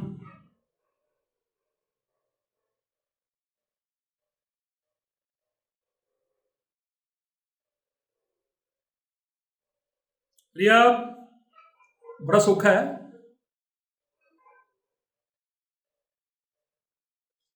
Time over. ਹੁਣ ਪਹਿਲੀ ਕੁਆਂਟੀਟੀ ਕਿਹੜੀ ਸੀ ਆਪਣੀ? ਇਲੈਕਟ੍ਰਿਕ ਫਲਕਸ ਹੈ ਨਾ। ਤਾਂ ਇਲੈਕਟ੍ਰਿਕ ਫਲਕਸ ਦਾ ਫਾਰਮੂਲਾ ਯਾਦ ਹੈ ਤੁਹਾਨੂੰ ਕਿਹਦੇ ਬਰਾਬਰ ਹੈ? ਮੈਂ ਸਭ ਤੋਂ ਸੌਖਾ ਫਾਰਮੂਲਾ ਲਿਖਿਆ, ਗੌਸ ਲੋ ਚ ਆਪਾਂ ਸਿੱਖਿਆ ਸੀਗਾ ਕਿ Q/ε0 ਹੈ। ਆ ਇੱਕ ਕਾਂਸਟੈਂਟ ਹੈ, ਆ ਸਕੇਲਰ ਹੈ। ਤਾਂ ਦੋ ਸਕੇਲਰਾਂ ਨੂੰ ਡਿਵਾਈਡ ਕਰੋਗੇ ਤੇ ਆਨਸਰ ਇੱਕ ਨੰਬਰ ਹੀ ਆਏਗਾ। ਸੋ ਪਹਿਲਾ ਤੁਹਾਡੀ ਇਲੈਕਟ੍ਰਿਕ ਫਲਕਸ ਇੱਕ ਸਕੇਲਰ ਕੁਆਂਟੀਟੀ ਹੈ। ਅਗਲੀ ਗੱਲ, ਇਲੈਕਟ੍ਰਿਕ ਫੀਲਡ ਇੰਟੈਂਸਿਟੀ ਕੌਣ ਹੁੰਦੀ ਹੈ? ਇਲੈਕਟ੍ਰਿਕ ਫੀਲਡ ਇੰਟੈਂਸਿਟੀ ਹੁੰਦੀ ਹੈ ਫੋਰਸ ਪਰ ਯੂਨਿਟ ਚਾਰਜ। ਠੀਕ ਹੈ, ਇਹਨਾਂ ਮਤਲਬ ਪੱਕੀ ਗੱਲ ਹੈ ਕਿ ਜੇ ਇਹ ਵੈਕਟਰ ਹੈ ਤਾਂ ਇਹ ਵੀ ਵੈਕਟਰ ਹੈ, ਕਿਉਂਕਿ ਆਹ ਨੰਬਰ ਹੈ ਬੇਟਾ। ਸਮਝ ਆਈ ਗੱਲ ਦੀ? ਤੇ ਯਾਨੀ ਕਿ ਪਹਿਲਾ ਸਕੇਲਰ ਹੈ, ਦੂਜਾ ਵੈਕਟਰ ਹੈ, ਤੀਜੇ ਬਾਰੇ ਆਪਾਂ ਕੱਲ ਦੀ ਗੱਲ ਕਰੀ ਜਾਂਦੇ ਬੇਟੇ। ਕੌਣ ਹੈ? ਪੋਟੈਂਸ਼ੀਅਲ। ਪੋਟੈਂਸ਼ੀਅਲ ਕੀ ਚੀਜ਼ ਹੈ? ਵਰਕ। ਤੇ ਵਰਕ ਪਰ ਯੂਨਿਟ ਚਾਰਜ ਕੀ ਹੋਏਗਾ? ਪੱਕਾ ਸਕੇਲਰ ਹੋਏਗਾ। ਠੀਕ ਹੈ, ਸੋ ਤੁਹਾਡਾ ਆਨਸਰ ਕੀ ਬਣਿਆ ਕਿ ਪਹਿਲੀ ਕੁਆਂਟੀਟੀ ਸਕੇਲਰ ਹੈ, ਦੂਜੀ ਕੁਆਂਟੀਟੀ ਕੌਣ ਹੈ? ਵੈਕਟਰ ਹੈ, ਤੀਜੀ ਕੁਆਂਟੀਟੀ ਕੌਣ ਹੈ? ਸਕੇਲਰ ਹੈ। ਹੁਣ ਧਿਆਨ ਨਾਲ ਸੋਚੋ ਕਿ 6th ਕੁਐਸਚਨ ਜਿਹੜਾ ਹੈ, ਮੈਂ ਦੁਬਾਰਾ ਦਿਖਾਦਾ, ਉਹਦੇ ਵਿੱਚ ਮੈਂ magnitude of electric field intensity ਕਿਉਂ ਕਿਹਾ? ਕਿਉਂਕਿ ਉਹ ਵੈਕਟਰ ਹੈ, ਤਾਂ ਮੈਂ ਸਿਰਫ ਉਹਦੇ ਮੈਗਨੀਟਿਊਡ ਦੀ ਗੱਲ ਕਰਨੀ ਹੈ। Is that okay? ਸੋ ਇੱਕ ਕੁਐਸਚਨ ਹੋਰ ਕਰਾਂਗੇ, ਉਹ ਮੈਂ ਤੁਹਾਨੂੰ ਕਰਵਾ ਰਿਹਾ, ਉਹ ਸਕਰੀਨ ਤੇ ਤੁਹਾਡੇ ਕੋਲ ਮੌਜੂਦ ਹੈ ਬੇਟਾ। ਉਹ ਉਹਦੀਆਂ ਆਪਸ਼ਨਾਂ ਨੂੰ ਸਿਰਫ ਮੈਂ ਹੀ ਕਰਵਾਵਾਂਗਾ, ਫਿਰ ਆਪਾਂ ਅੱਗੇ ਚੱਲਾਂਗੇ ਅਗਲੇ ਟੌਪਿਕ ਵੱਲ। ਕੁਐਸਚਨ ਕੀ ਹੈ ਕਿ ਤੁਹਾਡੇ ਕੋਲ ਦੋ ਸਫੀਅਰਸ ਨੇ, ਹੈ ਨਾ, ਦੋ ਮੈਟਲ ਦੇ ਸਫੀਅਰ ਨੇ। ਜਿਵੇਂ ਮੰਨ ਲਓ ਕਿ ਆਪਣੇ ਕੋਲ ਵੈਨ ਡੀ ਗ੍ਰਾਫ ਜਨਰੇਟਰ ਹੁੰਦਾ ਹੈ ਇੱਕ, ਤੇ ਇੱਕ ਕੁਝ ਛੋਟਾ ਸਫੀਅਰ ਹੈ। ਮਤਲਬ ਦੋਨਾਂ ਦੇ ਵਿੱਚ ਫਰਕ ਕੀ ਹੈ? ਇੱਕ ਦਾ ਰੇਡੀਅਸ ਬੇਟੇ ਸੇ r ਹੈ, ਦੂਜੇ ਦਾ ਰੇਡੀਅਸ ਹੈਗਾ 2r। ਦੋਨਾਂ ਦੀ ਸਰਫੇਸ ਚਾਰਜ ਡੈਂਸਿਟੀ ਬਰਾਬਰ ਹੈ, ਸਿਗਮਾ ਸਕੁਅਰ। ਇਹ ਕੀ ਬਣਿਆ ਆਪਾਂ? ਠੀਕ ਹੈ, ਐਂਡ ਉਹ ਕੀ ਕਹਿੰਦਾ ਹੈ ਕਿ ਤੁਸੀਂ ਇਹਨਾਂ ਦੋਨਾਂ ਨੂੰ ਤਾਰ ਨਾਲ ਕਨੈਕਟ ਕਰ ਦਿੱਤਾ after giving them charge. Charge ਹੈਗਾ ਨਾ ਬੋਲੋਗੇ, ਜਦੋਂ ਤੁਸੀਂ ਤਾਰ ਨਾਲ ਕਨੈਕਟ ਕਰੋਗੇ ਤਾਂ ਚਾਰਜ ਕਿੱਧਰ ਤੋਂ ਕਿੱਧਰ ਫਲੋ ਕਰੇਗਾ? Number 1 question. ਚਾਹੇ ਕਰੋ ਨੰਬਰ 1 ਕੁਐਸਚਨ ਹੈ ਕਿ ਇਹਨਾਂ ਦੀ ਪੋਟੈਂਸ਼ੀਅਲਸ ਦੀ ਰੇਸ਼ੋ ਦੱਸੋ, ਪਹਿਲਾ ਕੁਐਸਚਨ ਇਹ। ਦੂਜਾ ਕੁਐਸਚਨ ਇਹ ਦੱਸਣਾ ਕਿ ਚਾਰਜ ਫਿਰ ਕਿੱਧਰ ਤੋਂ ਕਿੱਧਰ ਫਲੋ ਕਰੇਗਾ। ਠੀਕ ਹੈ, ਦੋ ਕੁਐਸਚਨ ਪਾਤੇ ਤੁਹਾਨੂੰ। ਸੋ ਐਵੇਂ ਦੇ ਕੁਐਸਚਨ ਨੂੰ ਆਪਾਂ ਕਿਵੇਂ ਕਰੀਏ? ਸੋ ਕਿਉਂਕਿ ਪੋਟੈਂਸ਼ੀਅਲ ਦੀ ਰੇਸ਼ੋ ਪੁੱਛੀਏ, ਸਾਨੂੰ ਪਤਾ ਹੈ ਕਿ ਪੋਟੈਂਸ਼ੀਅਲ ਦਾ ਫਾਰਮੂਲਾ ਹੁੰਦਾ ਹੈ KQ, ਸਰਫੇਸ ਦੀ ਗੱਲ ਕਰਦਾ ਇੱਥੇ, ਤਾਂ ਉਹ ਹੋਏਗਾ KQ1/r। ਇਹਦਾ ਹੋ ਗਿਆ। ਤੇ ਦੂਜੇ ਦਾ ਪੋਟੈਂਸ਼ੀਅਲ ਕਿੰਨਾ ਹੋਗਾ? ਉਹਨੂੰ V2 ਨਾਮ ਦੇ ਦਿਓ, K ਹੋਏਗਾ Q2/2r। ਪਹਿਲੀ ਗੱਲ ਤਾਂ ਇਹ ਸਮਝ ਆ ਗਈ ਤੁਹਾਨੂੰ? ਪੋਟੈਂਸ਼ੀਅਲ ਦਾ ਫਾਰਮੂਲਾ KQ/r ਹੁੰਦਾ ਹੈ ਨਾ। ਅਗਲੀ ਗੱਲ, ਤੁਹਾਨੂੰ ਪਤਾ ਕਿ ਸਿਗਮਾ ਸਰਫੇਸ ਚਾਰਜ ਡੈਂਸਿਟੀ ਹੁੰਦੀ, ਤੇ ਮੰਨ ਲਓ ਕਿ ਇਹਦੇ ਤੇ ਜੇ ਚਾਰਜ ਆਪਾਂ Q1 ਲਿਖਿਆ ਹੈ ਐਂਡ ਇਹਦੇ ਤੇ Q2 ਲਿਖਿਆ ਹੈ, ਸਿਗਮਾ ਦੋਨਾਂ ਦਾ ਸੇਮ ਹੈ। ਮੈਨੂੰ ਦੱਸੋਗੇ ਕਿ sigma is what? Surface charge density ਦਾ ਫਾਰਮੂਲਾ ਕੀ ਹੁੰਦਾ? ਦੱਸੋ।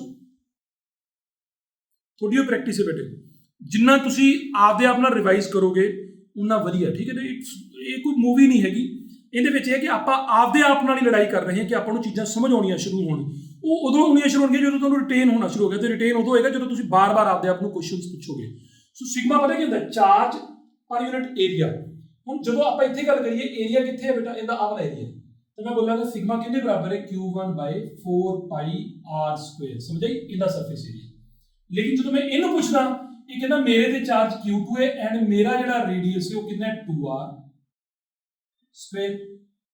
ਠੀਕ ਹੈ, ਇੱਥੋਂ ਹੁਣ ਜੇ ਮੈਂ Q1 ਦੀ ਵੈਲਿਊ ਕੱਢਣਾ ਚਾਹਾਂ ਤਾਂ Q1 ਦੀ ਵੈਲਿਊ ਇਹਨੇ ਚੋਂ ਕਿੰਨੀ ਆਏਗੀ? ਇੱਥੋਂ ਆਹ ਵਾਲੀ ਇਹ ਆਏਗੀ ਸਿਗਮਾ × 4πr²।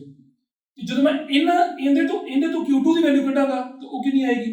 ਉਹ ਆਏਗੀ ਸਿਗਮਾ × ਇਹਨੂੰ ਸੋਲਵ ਦੀ ਕਰ ਲਓ ਬੇਟੀ, 2 2 4 4 4 4 16, ਤਾਂ ਯਾਨੀ ਕਿ 16πr² ਹੋ ਗਿਆ। ਠੀਕ ਹੈ, ਆ ਤੁਹਾਡੀ ਸੇ ਇਕੁਏਸ਼ਨ 1 ਸੀ, ਆ 2 ਸੀ, ਆ ਦੋਨਾਂ ਨੂੰ ਮਿਲਾ ਕੇ ਤੁਸੀਂ 3 ਕਹਿ ਲਓ, ਕਿਆ ਫਰਕ ਪੈਂਦਾ? ਆ 3 ਨੂੰ ਐਪਰੋਪ੍ਰੀਏਟਲੀ ਜਿੱਥੇ ਯੂਜ਼ ਕਰਨਾ ਚਾਹੋ ਕਰ ਲਓ। V1 ਕਿੰਨੇ ਬਰਾਬਰ ਆਏਗਾ? V1 ਬਰਾਬਰ ਆ ਗਿਆ Q1 ਦੀ ਵੈਲਿਊ ਭਰ ਦਿਓ, ਸਿਗਮਾ 4πr² ਬਾਈ ਕਿੰਨਾ? r।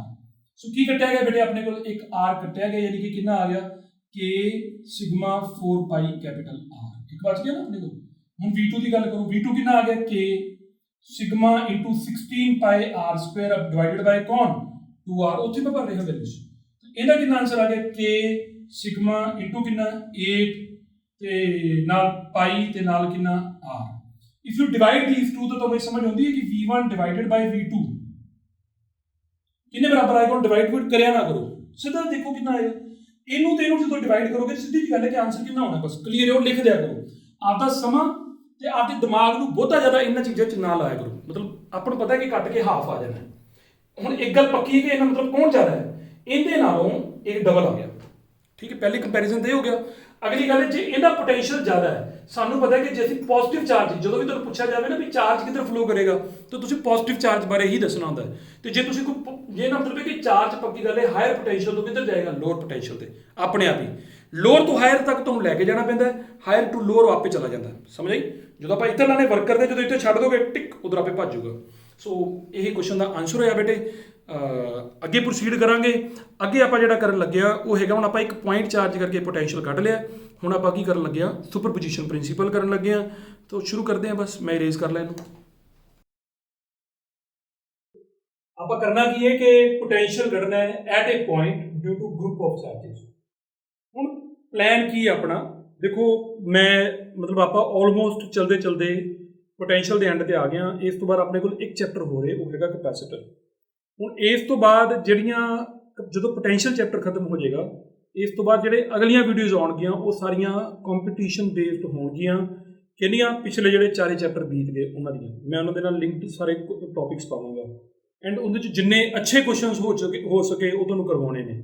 ਜਿਹੜੇ ਇੰਟਰਸਟਿਡ ਹੋਣਗੇ, ਜੇ ਇੰਟਰਸਟਿਡ ਹੈਗੇ ਵੀ ਉਹ ਕੰਪੀਟੀਸ਼ਨ 'ਚ ਕੋਈ ਫਰਕ ਨਹੀਂ ਪੈਂਦਾ, ਇੱਦਾਂ ਦੀ ਕੋਈ ਗੱਲ ਨਹੀਂ। ਤੁਹਾਨੂੰ ਜੇ ਫਿਜ਼ਿਕਸ 'ਚ ਇੰਟਰਸਟ ਹੈਗਾ ਤਾਂ ਉਹਨੂੰ ਜ਼ਰੂਰ ਕਰਨਾ, ਜਾਂ ਜੇ ਤੁਸੀਂ ਆਪਣੀ ਫਿਜ਼ਿਕਸ ਨੂੰ ਅੱਛਾ ਕਰਨਾ ਚਾਹੁੰਦੇ ਹੋ ਹੋਰ ਵਧੀਆ, ਤਾਂ ਪੰਗੇ ਲੈਣਾ ਉਹਦੇ ਨਾਲ। ਸੋ ਕੁਐਸਚਨ ਕੀ ਹੈ ਕਿ ਆਪਣੇ ਕੋਲ ਇਹ ਪੁਆਇੰਟ ਚਾਰजेस ਨੇ, ਇਹਨਾਂ ਦੇ ਕਰਕੇ ਆਪਾਂ ਇੱਥੇ ਪੋਟੈਂਸ਼ੀਅਲ ਕੱਢਣਾ। ਇਟ ਇਜ਼ ਵੈਰੀ ਈਜ਼ੀ, ਕਿਉਂਕਿ ਪੋਟੈਂਸ਼ੀਅਲ ਇੱਕ ਸਕੇਲਰ ਕੁਆਂਟੀਟੀ ਹੈ, ਤਾਂ ਜਿਹੜਾ ਇਹਦੇ ਕਰਕੇ ਇੱਥੇ ਪੋਟੈਂਸ਼ੀਅਲ ਹੋਊਗਾ ਉਹਦਾ ਨਾਮ ਰੱਖ ਲਓ V1, ਠੀਕ ਹੈ। ਹੁਣ ਆਪਾਂ ਡਾਇਰੈਕਸ਼ਨਾਂ ਨਹੀਂ ਬਣਾਉਣੀਆਂ ਵੀ ਇੱਥੇ ਕਿੰਨਾ ਪੋਟੈਂਸ਼ੀਅਲ ਇਹਨਾਂ ਸਾਰਿਆਂ ਦਾ, ਤਾਂ ਟੋਟਲ ਪੋਟੈਂਸ਼ੀਅਲ, ਇੱਥੇ ਵਰਡ ਆਪਾਂ ਨੈਟ ਨਹੀਂ ਬੋਲਾਂਗੇ ਬੇਟੇ, ਲੋੜ ਨਹੀਂ ਹੈਗੀ ਬੋਲਣ ਦੀ। ਟੋਟਲ ਪੋਟੈਂਸ਼ੀਅਲ ਕੀ ਹੋਊਗਾ, ਸਾਰਿਆਂ ਦਾ ਸਮ। ਉੱਤੇ ਕਿਤੇ ਵੈਕਟਰ ਨਾ ਪਾ ਦਿਓ, ਠੀਕ ਹੈ। ਐਂਡ ਇਹਨੂੰ ਸ਼ਾਰਟ 'ਚ ਕੀ ਲਿਖਾਂਗੇ ਆਪਾਂ, summation I from 1 to n, okay. ਹੁਣ ਸਾਨੂੰ ਇਹ ਪਤਾ ਹੈ ਕਿ I from 1 to n ਭਰਤਾ ਜਿਹੜਾ VI ਹੈ, ਕਿਸੇ ਵੀ ਇੱਕ ਦੇ ਕਰਕੇ ਪੋਟੈਂਸ਼ੀਅਲ ਦਾ ਫਾਰਮੂਲਾ ਕੀ ਹੁੰਦਾ, K। ਜਿਵੇਂ ਮੰਨ ਲਓ Q2 ਕਰਕੇ ਕੱਢਣਾ ਹੈ ਤਾਂ ਕੀ ਬਣੇਗਾ, K Q2/R2, ਹੈ ਨਾ। ਐਂਡ ਜੇ ਇਹਦੇ ਕਰਕੇ ਕੱਢੋਗੇ ਤਾਂ ਇੱਥੇ 3 ਇੱਥੇ ਆ ਜਾਏਗਾ, ਇੱਥੇ ਵੀ 3 ਆ ਜਾਏਗਾ, ਐਂਡ ਸੋ ਔਨ। ਸਿਮਿਲਰਲੀ ਕਿਸੇ ਵੀ ith ਕਰਕੇ ਕੱਢੋਗੇ ਤਾਂ ਉੱਤੇ QI ਆਏਗਾ ਤੇ ਨੀਚੇ ਕਿੰਨਾ ਆਏਗਾ, RI। Is that okay. So ਇਹ ਸਾਡੇ ਕੋਲ ਪੋਟੈਂਸ਼ੀਅਲ ਦਾ ਫਾਰਮੂਲਾ ਆ ਗਿਆ, ਹੈ ਨਾ ਸੌਖਾ। ਹੁਣ ਮਤਲਬ ਮੁੱਕਦੀ ਗੱਲ ਇਹ ਆ ਕਿ ਤੁਸੀਂ ਇਹਨੂੰ ਇਦਾਂ ਯਾਦ ਰੱਖਣਾ, ਕਿਉਂਕਿ ਇਹ ਸਕੇਲਰ ਕੁਆਂਟੀਟੀਜ਼ ਨੇ। ਜਦੋਂ ਤੁਸੀਂ ਚਾਰਜ ਲੈਣਾ ਕਰਨਾ ਹੈ, ਕੱਲ ਵਾਲੀ ਕਲਾਸ 'ਚ ਆਪਾਂ ਇਹ ਗੱਲ ਸਿੱਖੀ ਕਿ ਪੋਜ਼ਿਟਿਵ ਚਾਰਜ ਦਾ ਪੋਜ਼ਿਟਿਵ ਪੋਟੈਂਸ਼ੀਅਲ ਹੈ, ਨੈਗੇਟਿਵ ਚਾਰਜ ਦਾ ਨੈਗੇਟਿਵ ਪੋਟੈਂਸ਼ੀਅਲ ਹੈ। ਚਲੋ ਇਹਨੂੰ ਪੱਕਾ ਕਰਨ ਦੇ ਲਈ ਆਪਾਂ ਐਂ ਕਰਦੇ ਹਾਂ, ਡਾਈਪੋਲ ਲੈਂਦੇ ਹਾਂ, ਐਂਡ ਡਾਈਪੋਲ ਦੇ ਕਰਕੇ ਆਪਾਂ ਪੋਟੈਂਸ਼ੀਅਲ ਕੱਢ ਕੇ ਦੇਖਦੇ ਹਾਂ। ਸੁਪਰਪੋਜੀਸ਼ਨ ਪ੍ਰਿੰਸੀਪਲ ਲੱਗ ਜਾਏਗਾ ਤੁਹਾਡਾ ਉੱਤੇ। ਤਾਂ ਆਪਣੇ ਕੋਲ ਟੌਪਿਕ ਕੀ ਹੈ ਕਿ ਆਪਣੇ ਕੋਲ ਇੱਕ ਡਾਈਪੋਲ ਗਿਵਨ ਹੈ ਬੇਟਾ, ਉਸ ਡਾਈਪੋਲ ਦੇ ਆਪਿਆ ਡਾਈਪੋਲ ਦੀ ਜਿਹੜੀ ਲੈਂਥ ਹੈ A ਤੋਂ ਲੈ ਕੇ B ਤੱਕ, ਯਾਦ ਹੈ ਨਾ ਕਿੰਨੀ ਲਈਦੀ ਹੁੰਦੀ ਹੈ। AB ਜਿਹੜਾ ਹੈ ਆਪਾਂ ਕੀ ਕੱਢਾਂਗੇ, potential at a point due to a dipole. ਇਹਨੇ ਵੀ ਮੈਂ 2 ਕੇਸ ਕਰਾਉਣ ਲੱਗਾ। ਪੁਆਇੰਟ ਕਿੱਥੇ, ਪਹਿਲੇ ਨੰਬਰ ਤੇ ਔਨ ਐਕਸੀਅਲ ਲਾਈਨ ਹੈ, ਤਾਂ ਮੇਰਾ ਕੋਈ P ਪੁਆਇੰਟ ਇੱਥੇ ਹੈ ਬੇਟੇ। ਐਂਡ ਮੈਨੂੰ ਪਤਾ ਹੈ ਕਿ ਜਿਹੜਾ AB ਹੈ ਇਹਨੂੰ ਅਸੀਂ ਕਿੰਨਾ ਲਈਦਾ ਹੁੰਦਾ, 2A।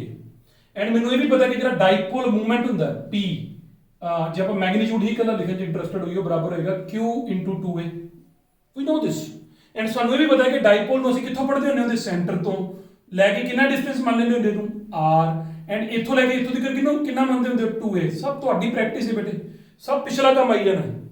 ਜਿਹਨੂੰ ਪਹਿਲਾ ਚੈਪਟਰ ਆ ਗਿਆ ਉਹਨੂੰ ਸਮਝ ਲਓ ਦੂਜਾ ਸੌਖਾ ਆ ਗਿਆ, ਜਿਹਨੂੰ ਦੂਜਾ ਸੌਖਾ ਲੱਗਣ ਲੱਗ ਪਿਆ ਉਹਨੂੰ ਤੀਜਾ ਸੌਖਾ ਲੱਗੇਗਾ, ਜਿਹਨੂੰ ਤੀਜਾ ਸੌਖਾ ਲੱਗਣ ਲੱਗ ਪਿਆ ਉਹਨੂੰ ਚੌਥਾ ਲੱਗਣਾ ਵੀ ਹੈ ਹੀ ਨਹੀਂ, ਚੈਪਟਰ ਕਾਹਦਾ ਇਹ ਤਾਂ ਕੁਝ ਵੀ ਨਹੀਂ ਹੈਗਾ। ਸੋ ਹੁਣ ਵੇਖਿਓ ਮੈਂ ਕੀ ਕਰਦਾ।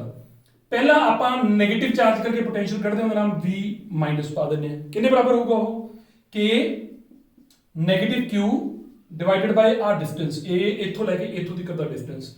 ਹੁਣ ਸਾਨੂੰ ਪਤਾ ਹੈ ਕਿ ਜੇ ਆਹ R ਹੈ, ਆਹ A ਹੈ, ਤਾਂ ਇੱਥੋਂ ਲੈ ਕੇ ਇੱਥੋਂ ਤੱਕ ਕਿੰਨਾ ਬਣਿਆ, R + A। ਇਹ ਤੁਹਾਡਾ ਪਹਿਲਾ ਪੋਟੈਂਸ਼ੀਅਲ ਆ ਗਿਆ। ਸਿਮਿਲਰਲੀ ਪੋਜ਼ਿਟਿਵ ਕਰਕੇ ਦੱਸੋ ਕਿੰਨਾ ਕੀ ਫਰਕ ਪਏਗਾ, ਦੱਸੋ। ਜਦੋਂ ਇਸ ਚਾਰਜ ਕਰਕੇ ਇੱਥੇ ਪੋਟੈਂਸ਼ੀਅਲ ਕੱਢੋਗੇ ਤਾਂ ਕੀ ਫਰਕ ਪਊਗਾ, ਉਹ ਹੋਊਗਾ K, ਇਹਦੇ ਕਰਕੇ ਇੱਥੇ ਕਿੰਨਾ ਪੋਟੈਂਸ਼ੀਅਲ ਹੋਊਗਾ, +Q ਚਾਰਜ ਹੋ ਗਿਆ, ਡਿਵਾਈਡਡ ਬਾਈ r ਡਿਸਟੈਂਸ। ਹੁਣ ਆ r ਹੈ ਬੱਚੇ, ਇੱਥੋਂ ਲੈ ਕੇ ਇੱਥੋਂ ਤੱਕ r ਦੇ ਵਿੱਚੋਂ ਆਪਾਂ ਨੂੰ ਇੰਨਾ ਛੱਡਣਾ ਪੈਣਾ ਹੈ। r ਚੋਂ ਜੇ a ਛੱਡ ਦੋਗੇ ਬਾਕੀ ਕਿੰਨਾ ਬਚੇਗਾ ਭਲਾ? ਇਹ ਬਚੂਗਾ r ਮਾਈਨਸ a। ਸੋ ਇੱਥੇ ਆ ਗਿਆ r ਮਾਈਨਸ a, ਇਹਨੂੰ ਕਿੰਨਾ ਨੰਬਰ ਪਾਓਗੇ 2। ਹੁਣ ਇਹਨਾਂ ਦੋਨਾਂ ਨੂੰ ਮਿਲਾ ਕੇ ਟੋਟਲ ਪੋਟੈਂਸ਼ੀਅਲ ਕਿੰਨਾ ਬਣੂਗਾ? ਆਪਾਂ ਨੂੰ ਹੁਣੇ ਸਿਖਾਇਆ ਕਿ ਟੋਟਲ ਪੋਟੈਂਸ਼ੀਅਲ ਕੀ ਹੁੰਦਾ? ਸਿੰਪਲੀ ਜੋੜ ਦੋ ਬਸ। ਸਿੰਪਲੀ ਜੋੜਾਂਗੇ ਤਾਂ ਕਿੰਨਾ ਆਏਗਾ? ਆਹ ਤੇ ਆਹ। ਹੁਣ ਮੈਂ ਤੁਹਾਨੂੰ ਅੱਗੇ ਵੀ ਕਹਿਣਾ ਹੁੰਦਾ ਕਿ ਜਦੋਂ ਜੋੜਨਾ ਹੋਵੇ ਨਾ, ਸੌਖਾ ਕੰਮ ਇਹ ਹੈ ਕਿ ਪਹਿਲਾਂ ਕਾਮਨ ਕੱਢ ਲਿਆ ਕਰੋ ਬਾਹਰ। ਕੱਢੋ ਕਾਮਨ। ਇਹਦੇ ਕੋਲ ਵੀ k ਹੈਗਾ, ਇਹਦੇ ਕੋਲ ਵੀ ਹੈਗਾ, q ਇਹਦੇ ਕੋਲ ਵੀ ਹੈਗਾ, ਇਹਦੇ ਕੋਲ ਵੀ ਹੈਗਾ, ਬਾਹਰ ਕੱਢ ਲਓ। k ਤੇ q ਬਾਹਰ ਆ ਗਏ। ਇਹਦੇ ਕੋਲ ਬਾਕੀ ਕੀ ਬਚਿਆ? ਪਹਿਲਾਂ ਇਹ ਤਾਂ ਲਿਖ ਰਹੇ ਹਾਂ ਕਿਉਂਕਿ ਇਹ ਪੋਜ਼ਿਟਿਵ ਔਰ ਨੈਗੇਟਿਵ ਨੂੰ ਬਾਅਦ ਚ ਲਿਖ ਲਾਂਗੇ। ਇਹਦੇ ਕੋਲ ਬਚਿਆ 1/r ਮਾਈਨਸ a, ਉਹਦੇ ਕੋਲ ਕੀ ਬਚਿਆ? Minus the 1/r plus a, isn't it? ਹਨਾ। ਹੁਣ ਐਲਸੀਐਮ ਲੈ ਲਓ। ਐਲਸੀਐਮ ਲੋਗੇ ਤਾਂ ਕਿੰਨਾ ਬਣੂਗਾ? r plus a इधर जाएगा, r minus a इधर जाएगा, v कितने बराबर आ गया बेटे? वो आ गया k q into r plus a minus r minus a bracket दूजी पानी चाहिए अपन ਤੇ ਡਿਵਾਈਡਡ ਬਾਈ ਇਹਨਾਂ ਦੋਨਾਂ ਨੂੰ ਜਦੋਂ ਮਲਟੀਪਲਾਈ ਕਰੋਗੇ ਤਾਂ ਕਿੰਨਾ ਹੋਊਗਾ? r square minus a square. ਸਮਝੋ ਨਾ, ਇਹਨਾਂ ਦੋਨਾਂ ਨੂੰ ਮਲਟੀਪਲਾਈ ਕਰੋਗੇ ਤਾਂ a minus b into a plus b ਇਹ ਕਿੰਨਾ ਬਣ ਗਿਆ? a square minus b square. ਠੀਕ ਹੈ। ਆਹ ਇੱਧਰ ਚਲਾ ਜਾਂਦਾ ਹੁੰਦਾ ਹੈ, ਇਹ ਇੱਧਰ ਚਲਾ ਜਾਂਦਾ ਹੁੰਦਾ ਹੈ। ਹੁਣ ਜਦੋਂ ਮਾਈਨਸ ਅੰਦਰ ਜਾਏਗੀ, ਜਦੋਂ ਮਾਈਨਸ ਅੰਦਰ ਜਾਏਗੀ, ਇਹ ਮਾਈਨਸ ਦਾ r ਤੇ ਆ ਪਲੱਸ ਦਾ r ਬਣੇਗਾ। ਤੇ ਕੀ ਇਹ ਵੀ ਕੱਟਿਆ ਜਾਊਗਾ? ਆ ਪਲੱਸ ਦਾ a ਆ ਮਾਈਨਸ ਦਾ ਇਹ ਕੱਟ ਦਈਏ? ਇਹ ਥੋੜੀ ਕੱਟਿਆ ਜਾਊਗਾ ਨਾ। ਜਦੋਂ ਇਹ ਮਾਈਨਸ ਅੰਦਰ ਜਾਏਗੀ ਤੇ ਪਲੱਸ ਬਣੂਗਾ। ਜਿਵੇਂ ਇਹ ਪਲੱਸ ਬਣਿਆ, a ਤੇ a ਮਿਲ ਕੇ 2a ਬਣ ਗਏ। ਖੁਸ਼ ਹੋ ਥੋੜਾ ਜਿਹਾ, 2a ਬੜੀ ਖਾਸ ਚੀਜ਼ ਹੈ। ਤਾਂ ਸਾਡੇ ਕੋਲ ਕੀ ਬਚਿਆ? k q into 2a divided by कौन? r square minus a square। Is that okay? ਹੁਣ ਜੇਕਰ ਇਹਦੀ ਗੱਲ ਕਰੋਗੇ ਆ ਵਾਲੀ ਤੁਹਾਨੂੰ ਆ q into 2a ਇਹ ਐਕਚੁਅਲੀ ਕੌਣ ਹੈ ਪਤਾ? ਇਹ ਤਾਂ p ਹੈ। ਇਹਦਾ ਮਤਲਬ ਤੁਹਾਡੇ ਕੋਲ v ਕਿੰਨੇ ਬਰਾਬਰ ਆ ਗਿਆ? v ਬਰਾਬਰ ਆ ਗਿਆ k p divided by कौन? r square minus a square। Got it? Simple है ना। In the special case ਕੀ ਬਣੇਗਾ? ਉਹ ਆਪਾਂ ਨੂੰ ਯਾਦ ਹੈ, ਆਪਾਂ ਪਹਿਲਾਂ ਵੀ ਕਰਦੇ ਰਹੇ ਹਾਂ। for a short dipole। Short dipole ਦੇ ਲਈ ਕੀ ਆਨਸਰ ਬਣੂਗਾ ਬੇਟੇ? ਤੁਸੀਂ ਸ਼ਾਰਟ ਡਾਈਪੋਲ ਦਾ ਸਾਨੂੰ ਪਤਾ ਹੈ ਕਿ ਉਦੋਂ ਹੁੰਦਾ ਹੈ ਜਦੋਂ ਆ ਚੀਜ਼ ਬਹੁਤ ਛੋਟੀ ਹੋ ਜਾਂਦੀ ਆ, ਆ ਬਹੁਤ ਵੱਡਾ ਹੋ ਜਾਂਦਾ ਹੈ। For a short dipole r a ਤੋਂ ਬਹੁਤ ਵੱਡਾ ਹੁੰਦਾ ਹੈ, ਫਿਰ r ਦਾ ਸਕੁਅਰ a ਸਕੁਅਰ ਤੋਂ ਐਨ ਚੰਗੀ ਤਰ੍ਹਾਂ ਵੱਡਾ ਹੋ ਜਾਂਦਾ ਹੈ। ਇੰਨਾ ਚੰਗੀ ਤਰ੍ਹਾਂ ਵੱਡਾ ਹੋ ਜਾਂਦਾ ਹੈ ਕਿ r ਸਕੁਅਰ ਚੋਂ a ਸਕੁਅਰ ਮਾਈਨਸ ਕਰੀਏ, ਲੋੜ ਹੀ ਨਹੀਂ ਮਾਈਨਸ ਕਰਨ ਦੀ, r ਸਕੁਅਰ ਹੀ ਆਊਗਾ। ਤਾਂ ਫਿਰ ਸਾਡਾ ਆਨਸਰ ਕਿੰਨਾ ਬਣੂਗਾ? v kp/r square. ਹੈਨਾ। ਤਾਂ v ਤੇ r ਚ ਕੀ ਰਿਲੇਸ਼ਨ ਆ ਗਿਆ ਇਹਦੇ ਚ? ਸਕੁਅਰ ਦਾ। ਉਹ ਤਾਂ ਮੈਂ ਗੱਲ ਦੱਸਾਂ, ਜੇ ਤੁਸੀਂ ਨੋਟ ਕਰੋ ਇਲੈਕਟ੍ਰਿਕ ਫੀਲਡ ਇੰਟੈਂਸਿਟੀ ਵਾਲੇ ਚੈਪਟਰ ਦੇ ਵਿੱਚ ਜਦੋਂ ਆਪਾਂ ਐਕਸੀਅਲ ਲਾਈਨ ਵਾਲਾ ਫੀਲਡ ਕੱਢਿਆ ਸੀਗਾ, ਉੱਥੇ ਰਿਲੇਸ਼ਨ ਯਾਦ ਇੱਥੇ ਕੀ ਆਇਆ ਸੀ? ਕਿਊਬ ਆਇਆ ਸੀ। ਹੁਣ ਧਿਆਨ ਨਾਲ ਦੇਖੋ, ਪੋਟੈਂਸ਼ੀਅਲ ਵਾਲੇ ਚੈਪਟਰ ਦੇ ਵਿੱਚ ਜਿੱਥੇ ਜਿੱਥੇ ਵੀ ਆਪਣੇ ਕੋਲ ਫਾਰਮੂਲੇ ਆ ਰਹੇ ਨੇ, ਇੱਕ r ਪਹਿਲਾਂ ਨਾਲੋਂ ਘੱਟ ਆ ਰਿਹਾ ਹੈ। E ਦੇ ਫਾਰਮੂਲੇ 'ਚ ਅੱਗੇ ਹੁੰਦਾ ਸੀ k/r ਸਕੁਅਰ, ਹੁਣ ਆ ਗਿਆ v ਦੇ ਵਿੱਚ k/r, ਇੱਕ r ਘਟ ਗਿਆ। ਉੱਥੇ ਡਾਈਪੋਲ ਦਾ ਜਦੋਂ ਆਪਾਂ ਇਲੈਕਟ੍ਰਿਕ ਫੀਲਡ ਇੰਟੈਂਸਿਟੀ ਕੱਢੀ ਸੀ ਤਾਂ ਨੀਚੇ ਆਇਆ ਸੀ r³ ਸ਼ਾਰਟ ਡਾਈਪੋਲ ਦੇ ਕਰਕੇ। ਇੱਥੇ ਕੀ ਆ ਗਿਆ? r square. ਐਂ ਲੱਗਦਾ ਵੀ ਇੱਕ r ਜਿਹਾ ਘੱਟ ਆ ਰਿਹਾ ਹੈ। ਚਲੋ, ਇਹ ਸੀਗਾ ਐਕਸੀਅਲ ਲਾਈਨ ਵਾਲਾ ਫੀਲਡ। ਹੁਣ ਜੇ ਆਪਣਾ point of observation axial line ਤੇ ਨਾ ਹੋ ਕੇ ਇਕੁਆਟੋਰੀਅਲ ਲਾਈਨ ਤੇ ਹੁੰਦਾ ਫੇਰ। ਸੋ ਇਹ ਆਹ ਅੱਗੇ ਆ ਰਿਹਾ ਹੈ ਬੇਟਾ। ਜੇ ਤੁਹਾਨੂੰ ਇਹ ਸਮਝ ਆ ਰਿਹਾ ਨਾ ਤਾਂ ਬਹੁਤ ਵਧੀਆ ਸਮਝ ਆਏਗਾ। ਮੈਂ ਤਾਂ ਤੁਹਾਡੇ ਵਾਸਤੇ ਲਾ ਕੇ ਰੱਖਿਆ ਹੋਇਆ ਇਹਨੂੰ। ਸੋ ਕੁਐਸਚਨ ਕੀ ਹੈ ਕਿ ਆਪਣੇ ਕੋਲ ਫਿਰ ਇੱਕ ਪੁਆਇੰਟ ਹੈ, ਫਿਰ ਇੱਕ ਡਾਈਪੋਲ ਹੈ, ਲੇਕਿਨ ਇਸ ਵਾਰ ਕੀ ਹੈ ਕਿ ਡਾਈਪੋਲ ਦੀ ਉਹ ਕਿਹੜੀ ਲਾਈਨ ਤੇ ਹੈ? ਇਕੁਆਟੋਰੀਅਲ ਲਾਈਨ ਤੇ। ਇਹ ਜਿਹੜਾ ਇਹ ਇਕੁਆਟੋਰੀਅਲ ਲਾਈਨ ਹੁੰਦੀ ਹੈ, ਇੱਥੇ ਰੱਖਤਾ ਆਪਾਂ ਚਾਰਜ ਕਰਕੇ। ਸਾਨੂੰ ਪਤਾ ਹੈ ਕਿ ਇਸ ਡਿਸਟੈਂਸ ਨੂੰ ਆਪਾਂ ਕੀ ਕਹੀਦਾ? r। ਇਹਨੂੰ ਕੀ ਕਹੀਦਾ? a, ਤੇ ਇਹਨੂੰ ਵੀ ਕੀ ਕਹੀਦਾ? a। ਤਾਂ we are interested in this distance. ਇਹ ਕਿੰਨਾ ਬਣੂਗਾ? ਜੇ ਆ r ਹੈ, ਆ a ਹੈ, ਆ 90 ਹੈ, ਤਾਂ ਇਹ ਕਿੰਨਾ ਬਣੂਗਾ? ਰੂਟ ਦੇ ਵਿੱਚ r square plus a square. ਕਿਹੜੇ ਬਾਬੇ ਨੇ ਦੱਸਿਆ? ਪਾਇਥਾਗੋਰਸ ਬਾਬੇ ਨੇ। ਪਾਇਥਾਗੋਰਸ ਨੂੰ ਲਾ ਦਿਓ। ਐਂਡ ਇਧਰਲੇ ਪਾਸੇ ਆ ਜਾਓ। ਇਹ ਵੀ ਬੜੀ ਕੰਟਰੋਵਰਸੀ ਹੈ ਕਿ ਪਾਇਥਾਗੋਰਸ ਨੇ ਕਿਹਾ ਕਿ ਕਿਸੇ ਇੰਡੀਅਨ ਨੇ ਕਿਹਾ। ਸੋ ਹੂ ਕੇਅਰਸ। ਮੁੱਕਦੀ ਗੱਲ ਹੈ ਕਿ ਸਾਡੇ ਕੋਲ ਇੱਕ ਬਹੁਤ ਅੱਛਾ ਰਿਜ਼ਲਟ ਹੈਗਾ ਕਿ ਜੇ ਆ ਪਤਾ ਹੋਣ ਦਾ ਆ ਨਿਕਲ ਆਉਂਦਾ। ਹੁਣ ਜੇ ਇਹ ਮਿਲ ਗਿਆ, ਹੁਣ ਪੋਟੈਂਸ਼ੀਅਲ ਕੱਢਣਾ ਹੈ। ਮੈਂ ਤੁਹਾਨੂੰ ਇੱਕ ਸੁਜੈਸ਼ਨ ਦਾ, ਜੇ ਤੁਸੀਂ ਆਪੇ ਵੀ ਕੱਢੋਗੇ ਤਾਂ ਵੀ ਤੁਹਾਨੂੰ ਆਨਸਰ ਨਾਲ ਦੀ ਨਾਲ ਮਿਲ ਜਾਣਾ ਹੈ। ਸੋ ਜ਼ਰੂਰੀ ਨਹੀਂ ਕਿ ਮੇਰਾ ਸੁਣ ਕੇ ਹੀ ਕੱਢਣਾ ਹੈ। ਜੇ ਤੁਹਾਨੂੰ ਸਮਝ ਆ ਗਈ, ਇੱਥੇ ਆਨਸਰ ਪਤਾ ਲੱਗ ਗਿਆ ਤਾਂ ਚੁੱਪ ਕਰਕੇ, ਜੇ ਵੀਡੀਓ ਬਾਅਦ ਚ ਦੇਖ ਰਹੇ ਹੋ ਤਾਂ ਫਾਰਵਰਡ ਕਰ ਦਿਆ ਕਰੋ। ਜੇ ਤੁਸੀਂ ਪ੍ਰੀਮੀਅਰ ਦੇ ਨਾਲ ਦੇਖ ਰਹੇ ਹੋ ਤਾਂ ਆਪਣੇ ਆਪ ਕਰਨ ਦੀ ਕੋਸ਼ਿਸ਼ ਕਰੋ। ਠੀਕ ਹੈ। ਨੈਗੇਟਿਵ ਚਾਰਜ ਦੇ ਕਰਕੇ ਪੋਟੈਂਸ਼ੀਅਲ ਕਿੰਨਾ ਹੋਊਗਾ? k ਨੈਗੇਟਿਵ ਕਰਕੇ ਮਾਈਨਸ ਦਾ q ਡਿਵਾਈਡਡ ਬਾਈ ਡਿਸਟੈਂਸ। ਤੇ ਪੋਜ਼ਿਟਿਵ ਚਾਰਜ ਕਰਕੇ ਕਿੰਨਾ ਪੋਟੈਂਸ਼ੀਅਲ ਹੋਊਗਾ? k ਪਲੱਸ ਦਾ q ਡਿਵਾਈਡਡ ਬਾਈ ਕਿੰਨਾ? डिस्टेंस डिस्टेंस तो बेटे दोनों केसेस च सेम है जो तुम इन्हों जोड़ोगे ये तो यार क्या करो इन्हों जो जोड़ोगे तो आंसर कितना होगा आ जिन्ना भाई उत्ते नेगेटिव बैठा उन्ना ही पॉजिटिव बैठा आंसर कितना होगा 0 ठीक है हुण जिहड़ी अगली वीडियो होएगी ना अपनी अगली इस तो अगला जो लैक्चर आप करांगे उन्हें तुहानूं इहदे नाल दी बड़ी घैंट चीज़ दिखाऊंगा बड़ी इंटरस्टिंग गल आप सिमुलेशनस से फिर दोबारा जाण वाले आ अगले लैक्चर के जो सिमुलेशन तुम देखोगे तो स्वाद आएगा इन रिजल्ट तुम याद रखो इस पॉइंट ते यानी कि इक्वेटोरियल लाइन ते जो भी किसी यूनिट पॉजिटिव टेस्ट चार्ज को इनफिनिटी तो लैके आओगे तो पोटेंशियल जीरो होना मतलब है कोई वर्क नहीं करना पैना क्योंकि पोटेंशियल होंदा ही वर्क पर यूनिट चार्ज है आपदे आप नूं बार-बार जिवें अज क्लास खत्म होवे ना बार-बार इक्को गल बोली चलिया करो भी पोटेंशियल की है यार ये work done per unit charge है पोटेंशियल की है यार work done per unit charge है मतलब थोनों ये पता होना चाहिए कि एक्चुअली ये वर्क डन है यूनिट चार्ज ते कीता गया ठीक है सो अपना पोटेंशियल इत्थे 0 आ गया एंड इत्थे तुहानूं कढ के दिखाता ये 2 हो गए टॉपिक इनू इरेज करदा अगला मैं बना ला थोड़ा मैं लिख के पहले ही तुहाडे वास्ते रख लेना सो दैट कि अपना टाइम सेव होवे अगला टॉपिक ये है कि आप इलैक्ट्रिक पोटेंशियल कढ़ना है फिर दोबारा लेकिन ना तो आप एक्सियल लाइन ते कढ़ना है ना ही आप इक्वेटोरियल लाइन ते कढ़ना है आप एट एनी पॉइंट कढ़ना है ना इत्थे ना इधर किते विचकार किसी पॉइंट ते एंड साडे लई कंडीशन है कि जिहड़ा साडा डाइपोल है वो शॉर्ट है सिलेबस च इदां दा ठीक है सो मैं इनू इरेज करदा फिर आप अगे देखते हैं सो लास्ट टॉपिक अज दा बेटा कि आप सुपरपोजिशन प्रिंसीपल किया एक्सियल लाइन ते पोटेंशियल कढ़िया इक्वेटोरियल ते कढ़िया हुण टॉपिक की है कि एक्चुअली शॉर्ट डाइपोल है अपने को एंड उस शॉर्ट डाइपोल के उत्ते ना तो एक्सियल के ना ही इधर कितने पॉइंट है मैं पहला की लिख के रख लिया कि उस डाइपोल का आपां डाइपोल मूवमेंट गिवन है पी सो ये साडे आंसर का पार्ट बन सकता है उनकी लेंथ गिवन है 2a यानी कि ये भी अपने आंसर का पार्ट बन सकती है एंड इस तो अलावा होर की है कि आप कढ़ना की है पोटेंशियल कढ़ना है एट एनी पॉइंट पी उस साडे डाइपोल के सेंटर तो जिन्नी दूर है वो डिस्टेंस गिवन है उनका नाम की है आर हुण क्योंकि ना वो एक्सियल ते ना इक्वेटोरियल ते किसी एक आर्बिट्रेरी डायरैक्शन च तो फिर आपां नूं एंगल भी मनना पैना है सो इस एंगल नूं पी ओ बी नूं आपां की नाम देता थीटा तो मेरा इहदा मतलब है कि मैं अपनी पॉकेट च की लैके चल पिया मैनू डाइपोल मूवमेंट पता है मैनू ए पता है बेटे एंड मैनू आ वाला एंगल भी पता है थीटा आ वाला तो मेरे आंसर के यही कुछ आएगा ठीक है तो मैनू की चाहिए कि टोटल पोटेंशियल इस पॉइंट पे कितना है तो मैं पहला नेगेटिव चार्ज करके कढ़ ला तो V due to negative charge कितना होगा पोटेंशियल हुण मैनू पता है कि उनका फॉर्मूला होता है K minus the Q divided by distance हुण डिस्टेंस आ वाला ये तो अपन पता नहीं सो मैं इहदा नाम सिंपली AP ही रख देना जो हैगा बेटे ठीक है सिमिलरली फिर अगला आप V पॉजिटिव कढ़ लेने इहदे करके इत्थे कितना पोटेंशियल होगा okay plus Q divided by कितना होगा BP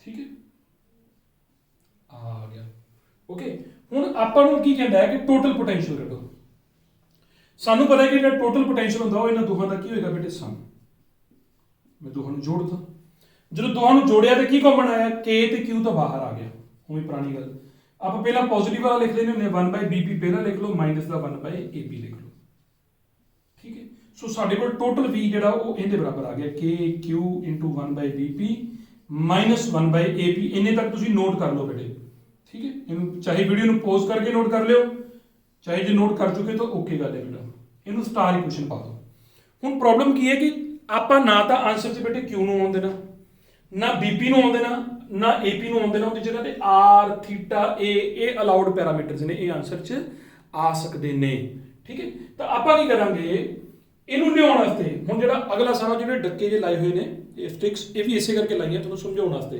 कि इनू किवें समझना है तो मैनू ये दसो कि जिहड़ी आह ट्रायंगल तुहानूं दिखदी पई होनी AOP है ना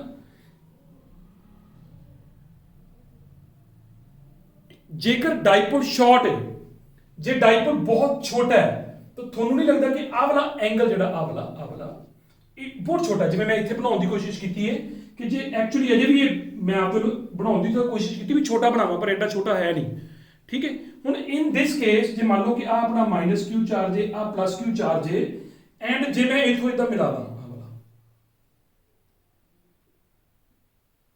समझ जिहड़ा इत्थे आ वाला एंगल बनना है it is very very very small हुण जदों ये वाला एंगल बहुत छोटा है पहली गल तो ये याद रखो मैं की करदा कि A तो आ जिहड़ी लाइन आ रही है OP ਇਹਨੂੰ ਜੇ ਮੈਂ ਅੱਗੇ ਵਧਾ ਦਾਂ ਇਹਦੇ ਤੇ ਇੱਕ ਪਰਪੈਂਡੀਕੂਲਰ ਡਰਾ ਕਰ ਦੇਣਾ, ਇਹਦਾ ਨਾਮ ਰੱਖ ਦਿੰਦੇ L। ਠੀਕ ਹੈ। ਸਿਮਿਲਰਲੀ ਜਿਹੜਾ ਆਹ B ਹੈ ਇਹਦੇ ਤੋਂ ਆਪਾਂ ਇੱਕ ਪਰਪੈਂਡੀਕੂਲਰ ਇੱਧਰ ਡਰਾ ਕਰ ਦਿੰਦੇ ਬੇਟਾ, ਆ ਜਿਹੜਾ B ਤੋਂ ਇਧਰਲੇ ਪਾਸੇ, ਠੀਕ ਹੈ, ਇਹਦਾ ਨਾਮ ਰੱਖ ਦਿੰਦੇ M। Is that okay? ਇੱਕ ਗੱਲ ਪੱਕੀ ਹੈ ਕਿ ਜਿਹੜੇ ਆਹ ਦੋ ਐਂਗਲ ਨੇ ਆ ਵਾਲੇ, ਜੇ ਆਹ ਐਂਗਲ ਥੀਟਾ ਤੇ ਆਹ ਵਾਲਾ ਐਂਗਲ ਵੀ ਕਿੰਨਾ ਹੋਊਗਾ ਥੀਟਾ। ਇਹ ਕਿਹੜੇ ਐਂਗਲ ਹੁੰਦੇ ਨੇ ਆਹ ਵਾਲੇ? ਇਹ ਕਿਹੜੇ ਐਂਗਲ ਹੁੰਦੇ ਨੇ? ਇਹਨਾਂ ਨੂੰ ਬੋਲਦੇ ਵਰਟੀਕਲੀ ਆਪੋਜ਼ਿਟ ਐਂਗਲ। ਇੱਕ ਗੱਲ ਹੋਰ ਹੈ, ਆ ਟਿੰਗੂ ਜੀ ਟ੍ਰਾਇੰਗਲ ਬਣੀ ਨਾ ALO ਤੇ ਇੱਕ BMO, ਇਹਨਾਂ ਦੋਨਾਂ ਟ੍ਰਾਇੰਗਲਾਂ ਦੇ ਵਿੱਚ ਇੱਕ ਇੱਕ ਐਂਗਲ ਥੀਟਾ ਹੈ। ਇੱਕ ਆਹ ਵਾਲੀ ਸਾਈਡ ਹੈ ਜਿਹੜੀ ਇਹਦੀ A ਹੈ, ਉਹਦੀ ਆਹ ਵਾਲੀ ਸਾਈਡ A ਹੈ। ਸਮਝਦੇ ਹੋ? ਤਾਂ ਮੈਂ ਕੀ ਕਰਦਾ, ਇਨ ਟ੍ਰਾਇੰਗਲ ALO, ਤੁਸੀਂ ਕਹੋਗੇ ਸਰ ਪਤਾ ਨਹੀਂ ਬ੍ਰੇਕ ਕਰਕੇ ਕਿਹੜੇ ਪਾਸੇ ਲੈ ਗਏ, ਬਟ ਇਹਦੇ ਨਾਲ ਤੁਹਾਨੂੰ ਸਮਝ ਆ ਜਾਣੀ ਹੈ। ਇਨ ਟ੍ਰਾਇੰਗਲ ALO ਜੇ ਮੈਨੂੰ ਪਤਾ ਹੋਵੇ ਕਿ ਆਹ OL ਕੱਢਣਾ ਚਾਹੁੰਦਾ ਹਾਂ ਮੈਂ, ਆਹ OL, ਤੇ ਜਿਹੜੀ ਕਿਸੇ ਟ੍ਰਾਇੰਗਲ ਦੇ ਵਿੱਚ ਥੀਟੇ ਦੇ ਬਿਲਕੁਲ ਨਾਲ ਹੁੰਦਾ ਬੇਟੇ ਬੇਸ, ਤੇ ਜਿਹੜਾ 90 ਡਿਗਰੀ ਦਾ ਐਂਗਲ ਹੁੰਦਾ ਨਾ ਵਾਲਾ, ਇਹਦੇ ਬਿਲਕੁਲ ਸਾਹਮਣੇ ਹੁੰਦਾ ਹਾਈਪੋਟੇਨਿਊਸ। ਤਾਂ ਬੇਸ ਅਪੋਨ ਜਦੋਂ ਤੁਸੀਂ ਹਾਈਪੋਟੇਨਿਊਸ ਕਰੋਗੇ ਤਾਂ ਇਹ ਤੋਂ ਦੇਗਾ cos ਥੀਟਾ। ਸੋ ਇਥੋਂ OL ਕਿੰਨੇ ਬਰਾਬਰ ਆ ਜਾਏਗਾ? A cos theta. ਸਿਮਿਲਰਲੀ ਇਹ ਤੁਹਾਨੂੰ ਕੱਢਣ ਦੀ ਲੋੜ ਨਹੀਂ, ਵੈਸੇ ਜੇ ਤੁਸੀਂ ਦੇਖ ਲੈਣਾ ਕਿ ਜਿਹੜਾ OM ਹੈ ਇਹ ਵੀ A cos ਥੀਟਾ ਆਏਗਾ। ਜਦੋਂ ਤੁਸੀਂ ਵੇਖੋਗੇ ਨਾ ਆ ਬੇਸ ਬਣੇਗਾ, ਆ ਹਾਈਪੋਟੇਨਿਊਸ ਬਣੇਗਾ, ਸੇਮ ਉਹੀ ਬਣੇਗਾ। ਤਾਂ ਸਿਮਿਲਰਲੀ ਇਹ ਵੀ ਇੰਨਾ ਆਏਗਾ। ਹੁਣ ਆਈ ਨੋ ਕਿ ਵੀ ਨੋ ਵੀ ਆਪਾਂ ਇਹਨੂੰ ਕੀ ਕਹਾਂਗੇ ਕਿ ਇਨ ਟ੍ਰਾਇੰਗਲ, ਹੁਣ ਧਿਆਨ ਨਾਲ ਹੋ ਜਿਓ, ਇਨ ਟ੍ਰਾਇੰਗਲ ALO, ਆਵਰੇ ਟ੍ਰਾਇੰਗਲ ਚ ALP ਸੌਰੀ, ਆਵਰੇ ਟ੍ਰਾਇੰਗਲ ਚ ALP ਚ। ਹੁਣ ਇਸ ਕਿਸੇ ਵੀ ਟ੍ਰਾਇੰਗਲ ਦੇ ਵਿੱਚ ਟੋਟਲ ਨੰਬਰ ਆਫ ਐਂਗਲਸ ਕਿੰਨੇ ਹੁੰਦੇ ਨੇ? ਇੰਨੇ। ਇਹਨਾਂ ਤਿੰਨਾਂ ਐਂਗਲਾਂ ਦੇ ਵਿੱਚੋਂ ਜਿਹੜਾ ਐਂਗਲ ਆਹ ਵਾਲਾ ਹੈ, ਇਨ ਐਕਚੁਅਲ ਪ੍ਰੈਕਟਿਸ ਕਿਉਂਕਿ ਆ ਬਹੁਤ ਛੋਟਾ ਹੈ, ਇਹਦਾ ਮਤਲਬ ਜਿਹੜਾ ਆਹ ਵਾਲਾ ਐਂਗਲ ਇੱਥੇ ਬਣਨਾ ਹੈ। ਹੁਣ ਬੇਟੇ ਇਹ ਫਿਰ ਮੈਂ ਜਿਹੜਾ ਵੱਡਾ ਬਣਾਇਆ, ਜਿਹੜਾ ਇੱਥੇ ਆ ਨਿੱਕੀ ਜਿਹੀ V ਬਣੇਗੀ ਆ ਵਾਲੀ, ਇਹ ਐਂਗਲ ਬਣਨਾ ਬਹੁਤ ਛੋਟਾ, ਤੇ ਮੈਂ ਇਹਨੂੰ ਕਹਿ ਸਕਦਾ ਕਿ ਐਂਗਲ APL ਹੈ ਨਾ, ਇਹ AOP ਤੇ ਇਧਰ L ਜਿਹੜਾ ਇਧਰ ਨੀਚੇ ਹੋਊਗਾ, ਇਹ ਬਹੁਤ ਛੋਟਾ ਐਂਗਲ ਹੈ। ਤੇ ਐਂਗਲ APL 0 ਨੂੰ ਅਪਰੋਚ ਕਰਦਾ, ਐ ਕਹਿ ਦਿੰਦਾ 0 ਨੂੰ ਮਤਲਬ ਬੜਾ ਛੋਟਾ ਹੈ। ਅਗਲੀ ਗੱਲ ਮੈਂ ਟ੍ਰਾਇੰਗਲ ਦੇ ਤਿੰਨਾਂ ਐਂਗਲਾਂ ਦੀ ਗੱਲ ਤੁਹਾਡੇ ਨਾਲ ਕਰਨੀ ਚਾਹੁੰਦਾ ਵੀ ਇੱਕ ਐਂਗਲ ਦਾ ਬੜਾ ਛੋਟਾ ਹੈ, ਆ ਐਂਗਲ ALP ਇਹ 90 ਬੇਟੇ ਹੈ, ਐਂਗਲ ALP ਆ ਵਾਲਾ ਆ 90 ਕਿਉਂਕਿ ਆਪਾਂ ਪਰਪੈਂਡੀਕੂਲਰ ਡਰਾ ਕੀਤਾ ਸੀ। ਹੁਣ ਮੈਨੂੰ ਇੱਕ ਗੱਲ ਦੱਸੋ ਯਾਰ, ਕਿਸੇ ਟ੍ਰਾਇੰਗਲ ਦੇ ਤਿੰਨਾਂ ਐਂਗਲਾਂ ਦਾ ਸਮ 180, ਉਹਨਾਂ ਤਿੰਨਾਂ ਐਂਗਲਾਂ ਦੇ ਵਿੱਚੋਂ ਇੱਕ ਐਂਗਲ 0 ਦੇ ਬਹੁਤ ਨੇੜੇ ਪਹੁੰਚ ਗਿਆ, ਤਿੰਨਾਂ ਐਂਗਲਾਂ ਦਾ ਸਮ 180। ਤਿੰਨਾਂ ਐਂਗਲਾਂ ਚੋਂ ਇੱਕ ਐਂਗਲ 0 ਦੇ ਬਹੁਤ ਨੇੜੇ ਹੈ, ਆ ਵਾਲਾ, ਇੱਕ ਐਂਗਲ 90 ਹੈ, ਤਾਂ ਤੀਜਾ ਐਂਗਲ ਅਪਰੋਕਸੀਮੇਟਲੀ ਕਿੰਨਾ ਹੋਊਗਾ? ਤੀਜਾ ਐਂਗਲ ਅਪਰੋਕਸੀਮੇਟਲੀ ਕਿੰਨਾ ਹੋਊਗਾ? ਇੱਕ 90, ਦੂਜਾ ਮੰਨ ਲਓ ਕਿ 0.0001 ਡਿਗਰੀ ਹੈ, ਤੇ ਫਿਰ ਤੀਜਾ ਐਂਗਲ ਕਿੰਨਾ ਹੋਊਗਾ? ਤਿੰਨਾਂ ਦਾ ਸਮ 180 ਕਰ ਲੈਣਾ, ਤੀਜਾ ਐਂਗਲ ਨੀਅਰਲੀ ਕਿੰਨਾ ਹੋਊਗਾ? 90 ਹੋਊਗਾ, ਤਾਂ ਹੀ ਤਾਂ ਸਮ 180 ਬਣੂਗਾ। ਤਾਂ ਆਪਾਂ ਇਹ ਕਹਿ ਸਕਦੇ ਹਾਂ ਤੀਜਾ ਐਂਗਲ ਕਿਹੜਾ ਬਣਿਆ ਬੇਟੇ? ਉਹ ਆਹ ਵਾਲਾ ਹਨਾ, ਇਹੀ ਬਣਿਆ ਨਾ ਇਸ ਟ੍ਰਾਇੰਗਲ ਦੇ ਵਿੱਚ। ਕਿਹੜਾ ਐਂਗਲ? PAL। ਦੇਅਰਫੋਰ ਆਪਾਂ ਕਹਾਂਗੇ ਐਂਗਲ PAL ਇਜ਼ ਅਪਰੋਕਸੀਮੇਟਲੀ ਕਿੰਨੀ ਡਿਗਰੀ ਹੈ? 90 ਡਿਗਰੀ ਹੈ। ਸਮਝੇ? ਹੁਣ ਜੇ ਕਿਸੇ ਟ੍ਰਾਇੰਗਲ ਦੇ ਵਿੱਚ ਦੋ ਸਾਈਡਾਂ ਬਰਾਬਰ ਹੋ ਜਾਣ ਵਾਲੀਆਂ, ਤੁਸੀਂ ਇਮੇਜਿਨ ਕਰੋ ਕਿ ਆਹ ਵਾਲੀ ਸਾਈਡ ਤੇ ਆਹ ਵਾਲੀ ਸਾਈਡ, ਜੇ ਮੈਂ ਥੋੜਾ ਜਿਹਾ ਅੱਗੇ ਵਧਾ ਵੀ ਜਾਇਆ ਕਰਕੇ, ਤਾਂ ਤੁਹਾਨੂੰ ਐ ਲੱਗਣਾ ਸ਼ੁਰੂ ਹੋ ਜਾਏਗਾ ਵੀ ਆਹ ਵਾਲੀ ਤੇ ਆਹ ਵਾਲੀ ਆਲਮੋਸਟ ਸੇਮ ਨੇ ਪੁੱਤਰ, ਆਹ ਵਾਲੀ। ਤਾਂ ਮੈਂ ਇਹ ਕਹਿ ਸਕਦਾ ਕਿ ਬਈ AP ਤੂੰ ਨੀਅਰਲੀ PL ਦੇ ਬਰਾਬਰ ਹੈ। ਕਿਉਂ ਕਹਿੰਦਾ ਬਰਾਬਰ? ਅਸੀਂ ਕਿਹਾ ਦੇਖ, ਜੇਕਰ ਇਹ ਦੋ ਐਂਗਲ ਅਪਰੋਕਸੀਮੇਟਲੀ ਬਰਾਬਰ ਨੇ, ਜੇਕਰ ਕਿਸੇ ਟ੍ਰਾਇੰਗਲ ਦੇ ਦੋ ਐਂਗਲ ਬਰਾਬਰ ਹੋ ਜਾਣ ਤਾਂ ਫਿਰ ਦੋ ਸਾਈਡਾਂ ਵੀ ਬਰਾਬਰ ਹੁੰਦੀਆਂ, ਉਹ ਟ੍ਰਾਇੰਗਲ ਆਈਸੋਸੇਲਸ ਬਣ ਜਾਂਦੀ ਹੈ, ਇਜ਼ਨਟ ਇਟ? ਹੁਣ ਜੇਕਰ ਤੁਸੀਂ ਕਹੋਗੇ ਵੀ PL ਕਾਹਤੋਂ ਲਿਖਿਆ? PL ਤਾਂ ਲਿਖਿਆ ਬੇਟੇ ਕਿ PL ਦੇ ਅੱਗੋਂ ਮੈਂ ਦੋ ਹਿੱਸੇ ਲਿਖ ਸਕਦਾ, ਇੱਕ PL ਤੇ ਦੂਜਾ LO ਜਾਂ OL। ਹੁਣ ਇਹਨਾਂ ਕੀ ਫਾਇਦਾ ਆਪਾਂ ਨੂੰ? PL ਐਕਚੁਅਲੀ ਜਿਹੜਾ PL ਹੈ ਨਾ, PO ਤੇ OL, ਸੌਰੀ PO ਤੇ OL। ਹੁਣ PO ਕਿਉਂ ਲਿਖਾਂਗਾ? ਆ ਜਿਹੜਾ O ਤੋਂ ਲੈ ਕੇ P ਤੱਕ ਇਹ ਆਲਰੇਡੀ ਮੈਨੂੰ ਪਤਾ ਹੈ ਕਿੰਨਾ ਹੈ, ਇਹ ਆ ਹੈ ਬੇਟੇ। ਸੋ AP ਨੀਅਰਲੀ ਕਿੰਨੇ ਬਰਾਬਰ ਆ ਗਿਆ? R + OL, ਤੇ OL ਆਪਾਂ ਪਹਿਲੇ ਕੱਢ ਚੁੱਕੇ ਹਾਂ, ਕਿੰਨਾ ਹੈ? A cos theta. ਸਮਝ ਆਈ? ਸੋ ਇਹਦਾ ਮਤਲਬ ਹੈ ਆਪਾਂ ਨੂੰ AP ਮਿਲ ਗਿਆ। ਜੇ ਹੁਣ AP ਮਿਲ ਗਿਆ ਤਾਂ ਫਿਰ BP ਸਿਮਿਲਰਲੀ ਕੱਢਣ ਦੀ ਲੋੜ ਨਹੀਂ ਹੁੰਦੀ ਪੇਪਰ 'ਚ। ਉਹ ਕਿੰਨਾ ਹੋਊਗਾ? ਉਹ ਵੀ ਇਵੇਂ ਕਰਦੇ ਆ ਜਾਏਗਾ ਬੇਟਾ, ਲੇਕਿਨ ਉਹਦੇ 'ਚ ਤੁਹਾਡਾ R ਚੋਂ ਇੰਨਾ ਪੋਰਸ਼ਨ ਮਾਈਨਸ ਕਰਨਾ ਆਏਗਾ। ਕਰਕੇ ਦੇਖ ਲੈਣਾ ਤੁਸੀਂ, ਪੇਪਰ 'ਚ ਕਰਨ ਦੀ ਲੋੜ ਨਹੀਂ, ਤੁਸੀਂ ਆਪਦੀ ਪ੍ਰੈਕਟਿਸ ਵਾਸਤੇ ਇਹਨੂੰ ਕਰਕੇ ਦੇਖ ਲੈਣਾ।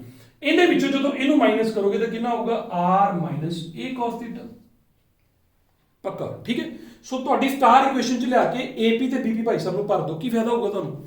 ਆਪਣੇ ਤਿੰਨ ਦੁਸ਼ਮਣ ਸੀ, Q BP ਤੇ AP। ਦੁਸ਼ਮਣ ਮਤਲਬ ਕਿ ਮੈਨੂੰ ਅਲਾਉਡ ਪੈਰਾਮੀਟਰਸ ਕੌਣ ਨੇ? R ਥੀਟਾ P A, ਇਹ ਮੇਰੇ ਆਨਸਰ ਚ ਆ ਸਕਦੇ ਨੇ। ਬਟ ਸਾਡੀ ਐਕਸਪ੍ਰੈਸ਼ਨ ਹੀ ਇਦਾਂ ਦੀ ਹੈ। ਸੋ ਆਹ ਦੋਨੋਂ ਦਾ ਮੈਂ ਖਾਤਮਾ ਕਰਤਾ। BP ਤੇ AP ਦੋਨੋਂ ਹੀ ਵੇਖੋ R A ਤੇ ਥੀਟਾ ਚ ਰਿਪਰੈਜ਼ੈਂਟ ਹੋ ਗਏ। ਸੋ ਮੈਂ ਜੇ ਇਹਨਾਂ ਨੂੰ ਨੰਬਰ 1 ਪਾ ਦਾਂ ਤਾਂ ਯੂਜ਼ਿੰਗ 1 in star ਆਪਾਂ ਕੀ ਲਿਖ ਸਕਦੇ ਹਾਂ ਕਿ ਸਾਡਾ V ਕਿੰਨੇ ਬਰਾਬਰ ਆ ਗਿਆ?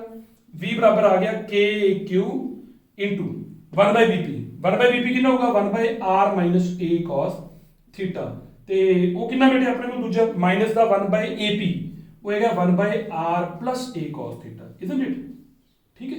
ਹੁਣ ਰਹਿ ਗਿਆ ਕੱਲਾ Q ਜਿਹੜਾ ਆਨਸਰ ਚ ਨਹੀਂ ਹੋਣਾ ਚਾਹੀਦਾ ਸੀ ਪਰ ਅਜੇ ਫਿਰ ਰਿਹਾ ਹੈ। ਉਹਦੀ ਜਗ੍ਹਾ ਤੇ ਅਸੀਂ ਐਕਸਪੈਕਟ ਕਰਦੇ ਹਾਂ ਕਿ ਸਾਡੇ ਕੋਲ ਕੀ ਆਵੇ? P। ਉਹ ਜੇ ਆਇਆ ਨਹੀਂ ਪਰ ਆਊਗਾ, ਤੁਹਾਨੂੰ ਪਤਾ ਕਿਵੇਂ ਆਏਗਾ। ਐਲਸੀਐਮ ਲੋ ਬੇਟੇ, ਆ A minus BA, ਆ A plus BA ਤੇ ਕਿੰਨਾ ਬਣੂਗਾ? V is equal to KQ into ਕਿੰਨਾ? R square minus A square cos square theta। is it okay? ਹੁਣ ਜੇ ਇਹਨੂੰ ਇਧਰ ਲੈ ਜਾ ਤਾਂ ਇਹ ਬਣੂਗਾ R plus A cos theta minus, ਤੇ ਇਹਨੂੰ ਚੱਕ ਕੇ ਉਧਰ ਲੈ ਜਾਂਦਾ ਕਿੰਨਾ ਬਣੂਗਾ? R minus A cos theta। ਠੀਕ ਹੈ। ਕੀ ਕੈਂਸਲ ਹੋ ਗਿਆ? ਦੇਖੋ ਧਿਆਨ ਨਾਲ, ਜਦੋਂ ਇਹ ਅੰਦਰ ਜਾਏਗਾ ਆ ਤੇ ਆ ਉੱਡ ਗਿਆ। ਕਲੀਅਰ। ਐਂਡ ਜਦੋਂ ਤੁਸੀਂ ਮਾਈਨਸ ਮਾਈਨਸ ਪਲੱਸ ਬਣੇਗਾ ਵਾਲਾ ਤਾਂ A cos theta ਤੇ A cos theta ਜੁੜ ਜਾਣਗੇ ਤਾਂ ਟੋਟਲ ਕਿੰਨਾ ਬਣੂਗਾ? 2A cos theta, ਹੈ ਨਾ। ਤਾਂ ਤੁਹਾਡਾ V ਕਿਹਦੇ ਬਰਾਬਰ ਹੋ ਗਿਆ? ਮੈਂ ਇਧਰਲੀ ਸਾਈਡ ਤੇ ਲਿਖ ਰਿਹਾ ਕਿ V ਬਰਾਬਰ ਹੋ ਗਿਆ KQ into 2A cos theta divided by ਕੌਣ? R square minus A square cos square theta। is it visible to you? ਹੁਣ ਜੇ Q ਤੇ 2A ਨੂੰ ਪੁੱਛਾਂਗੇ ਕਿ ਸਾਡੀ ਤਾਂ ਬੜੀ ਪਿਆਰੀ ਯਾਰੀ ਹੈ, ਠੀਕ ਹੈ। ਠੀਕ ਹੈ ਭਾਈ ਸਾਹਿਬ, ਯਾਰੀ ਦੇ ਇਕੱਠੇ ਹੋ ਜਾਓ ਫਿਰ। P cos theta divided by R square minus A square cos square theta। so this is the potential formula for potential। ਜਿਹੜੇ ਅਲਾਉਡ ਪੈਰਾਮੀਟਰ ਸੀ ਸਾਰੇ ਆ ਗਏ, ਬਟ ਕੀ ਇਹ ਜਿਹੜਾ ਰਿਜ਼ਲਟ ਆਇਆ ਆਪਣਾ ਇਹ ਕੰਪਲਾਈ ਕਰਦਾ? ਮਤਲਬ ਇਹ ਬਿਲਕੁਲ ਓਕੇ ਰਿਜ਼ਲਟ ਹੈ। ਇਹਨੇ ਦੋ ਸਪੈਸ਼ਲ ਕੇਸ ਕਰਦੇ ਨੇ। ਐਕਚੁਅਲੀ ਜਿਹੜੇ ਮੈਂ ਤੁਹਾਨੂੰ ਐਕਸੀਅਲ ਤੇ ਇਕੁਟੋਰੀਅਲ ਵਾਲੇ ਕਰਾਏ ਨੇ ਸਿਰਫ ਤੁਹਾਡੀ ਤਿਆਰੀ ਵਾਸਤੇ ਕਰਾਏ ਨੇ। ਐਗਜ਼ਾਮ 'ਚ ਇਹੀ ਆਉਂਦਾ ਹੁੰਦਾ ਹੈ। ਐਂਡ ਇਹਦੇ ਦੋ ਸਪੈਸ਼ਲ ਕੇਸ ਆਪਾਂ ਕਰਕੇ ਆਉਣੇ ਹੁੰਦੇ ਨੇ ਕਿ ਜੇ P ਪੁਆਇੰਟ ਐਕਸੀਅਲ ਲਾਈਨ ਤੇ ਹੁੰਦਾ ਫੇਰ। ਅੱਛਾ ਮੈਨੂੰ ਦੱਸੋ ਵੀ ਜੇ P ਐਕਸੀਅਲ ਤੇ ਹੁੰਦਾ ਤਾਂ ਕੀ ਚੇਂਜ ਹੁੰਦਾ? ਆ ਐਂਗਲ ਚੇਂਜ ਹੁੰਦਾ। ਜੇ P ਐ ਬਹਿ ਜਾਂਦਾ ਆ ਕੇ ਤਾਂ ਐਂਗਲ ਕਿੰਨੀ ਡਿਗਰੀ ਬਣ ਜਾਣਾ ਸੀ ਉਹਦਾ? 0 ਡਿਗਰੀ। ਤਾਂ ਫॉर ਐਕਸੀਅਲ ਲਾਈਨ ਸਾਨੂੰ ਪਤਾ ਹੈ, ਮਾਰਕਰ ਥੋੜਾ ਜਿਹਾ ਲਾਈਟ ਹੈ। ਫॉर ਐਕਸੀਅਲ ਲਾਈਨ ਜਿਹੜਾ ਥੀਟਾ ਹੈ ਉਹ ਕਿੰਨੀ ਡਿਗਰੀ ਹੋ ਜਾਊਗਾ? 0 ਡਿਗਰੀ। ਜਦੋਂ 0 ਭਰੋਗੇ ਤਾਂ V ਕਿੰਨੇ ਬਰਾਬਰ ਆਏਗਾ? KP ਡਿਵਾਈਡਡ ਬਾਈ cos 0 ਬੇਟੇ 1 ਹੁੰਦਾ ਨਾ। ਸੋ cos 0 1 ਭਰ ਦਿੰਦੇ ਆ। ਇੱਥੇ ਵੀ 1 ਆਏਗਾ, ਇੱਥੇ ਵੀ 1 ਆਏਗਾ। ਸੋ ਕਿੰਨਾ ਆ ਜਾਏਗਾ? R square minus A square. Check ਕਰਿਓ ਜਦੋਂ ਤੁਸੀਂ ਵੀਡੀਓ ਨੂੰ ਦੁਬਾਰਾ ਦੇਖੋਗੇ ਕਿ ਐਕਸੀਅਲ ਲਾਈਨ ਵਾਲਾ ਪਹਿਲਾਂ ਵੀ ਇੰਨਾ ਨਹੀਂ ਫੀਲਡ ਆਇਆ, ਬਿਲਕੁਲ ਇੰਨਾ ਹੀ ਆਇਆ ਸੀ। ਹੁਣ ਇਕੁਟੋਰੀਅਲ ਵਾਲਾ ਕਿੰਨਾ ਆਨਸਰ ਆਇਆ ਸੀ ਉਦੋਂ? ਕਿੰਨਾ ਆਨਸਰ ਆਇਆ ਸੀ ਇਕੁਟੋਰੀਅਲ ਤੇ ਪੋਟੈਂਸ਼ੀਅਲ? ਹੁਣ ਦੇਖਿਓ for equatorial line V is equal to कितना K P cos 90 ਤੇ divided by R square minus A square cos square 90। लेकिन cos 90 0 ਹੁੰਦਾ ਹੈ, ਸੋ V ਕਿੰਨਾ ਆ ਗਿਆ? 0। ਇਹਦਾ ਮਤਲਬ ਹੋ ਗਿਆ ਇਹ ਸਾਡਾ ਪਹਿਲਾਂ ਵੀ ਆਨਸਰ ਆਇਆ ਸੀ ਨਾ। ਸੋ ਇਹ ਆਪਾਂ ਬੇਟਾ ਖਤਮ ਕਰਦੇ ਹਾਂ। ਇਸ ਡੈਰੀਵੇਸ਼ਨ ਨੂੰ ਤੁਸੀਂ ਹਰ ਹਾਲ ਦੇ ਵਿੱਚ ਇਹਦੀ ਜਿਹੜੀ ਪ੍ਰੈਕਟਿਸ ਹੈ ਉਹ ਕਰ ਲੈਣੀ ਹੈ। ਸੋ ਆਪਣੇ ਦੋਨੋਂ ਸਪੈਸ਼ਲ ਕੇਸ ਜਿਹੜੇ ਨੇ ਉਹਨਾਂ ਦੇ ਆਨਸਰ ਆਪਣੇ ਆ ਚੁੱਕੇ। ਠੀਕ ਹੈ, ਓਕੇ। ਸੋ ਆਈ ਹੋਪ ਕਿ ਤੁਸੀਂ ਇਹਨੂੰ ਬਹੁਤ ਧਿਆਨ ਨਾਲ ਇਸ ਲੈਕਚਰ ਨੂੰ ਸੁਣਿਆ ਤੇ ਇਹਨੂੰ ਆਪਦੇ ਅੰਦਰ ਵੀ ਵਸਾਇਆ ਹੈ। ਠੀਕ ਹੈ, ਐਂਡ ਬੁੱਕ ਤੋਂ ਪ੍ਰੈਕਟਿਸ ਕਰ ਲੈਣੀ ਹੈ। ਮਿਲਦੇ ਆ ਨੈਕਸਟ ਵੀਡੀਓ ਦੇ ਵਿੱਚ। ਬਸ ਧਿਆਨ 'ਚ ਰੱਖਿਓ ਕਿ ਮਿਹਨਤ ਦਾ ਕੋਈ ਬਦਲ ਨਹੀਂ ਹੈਗਾ। ਬਾਏ ਬੇਟਾ।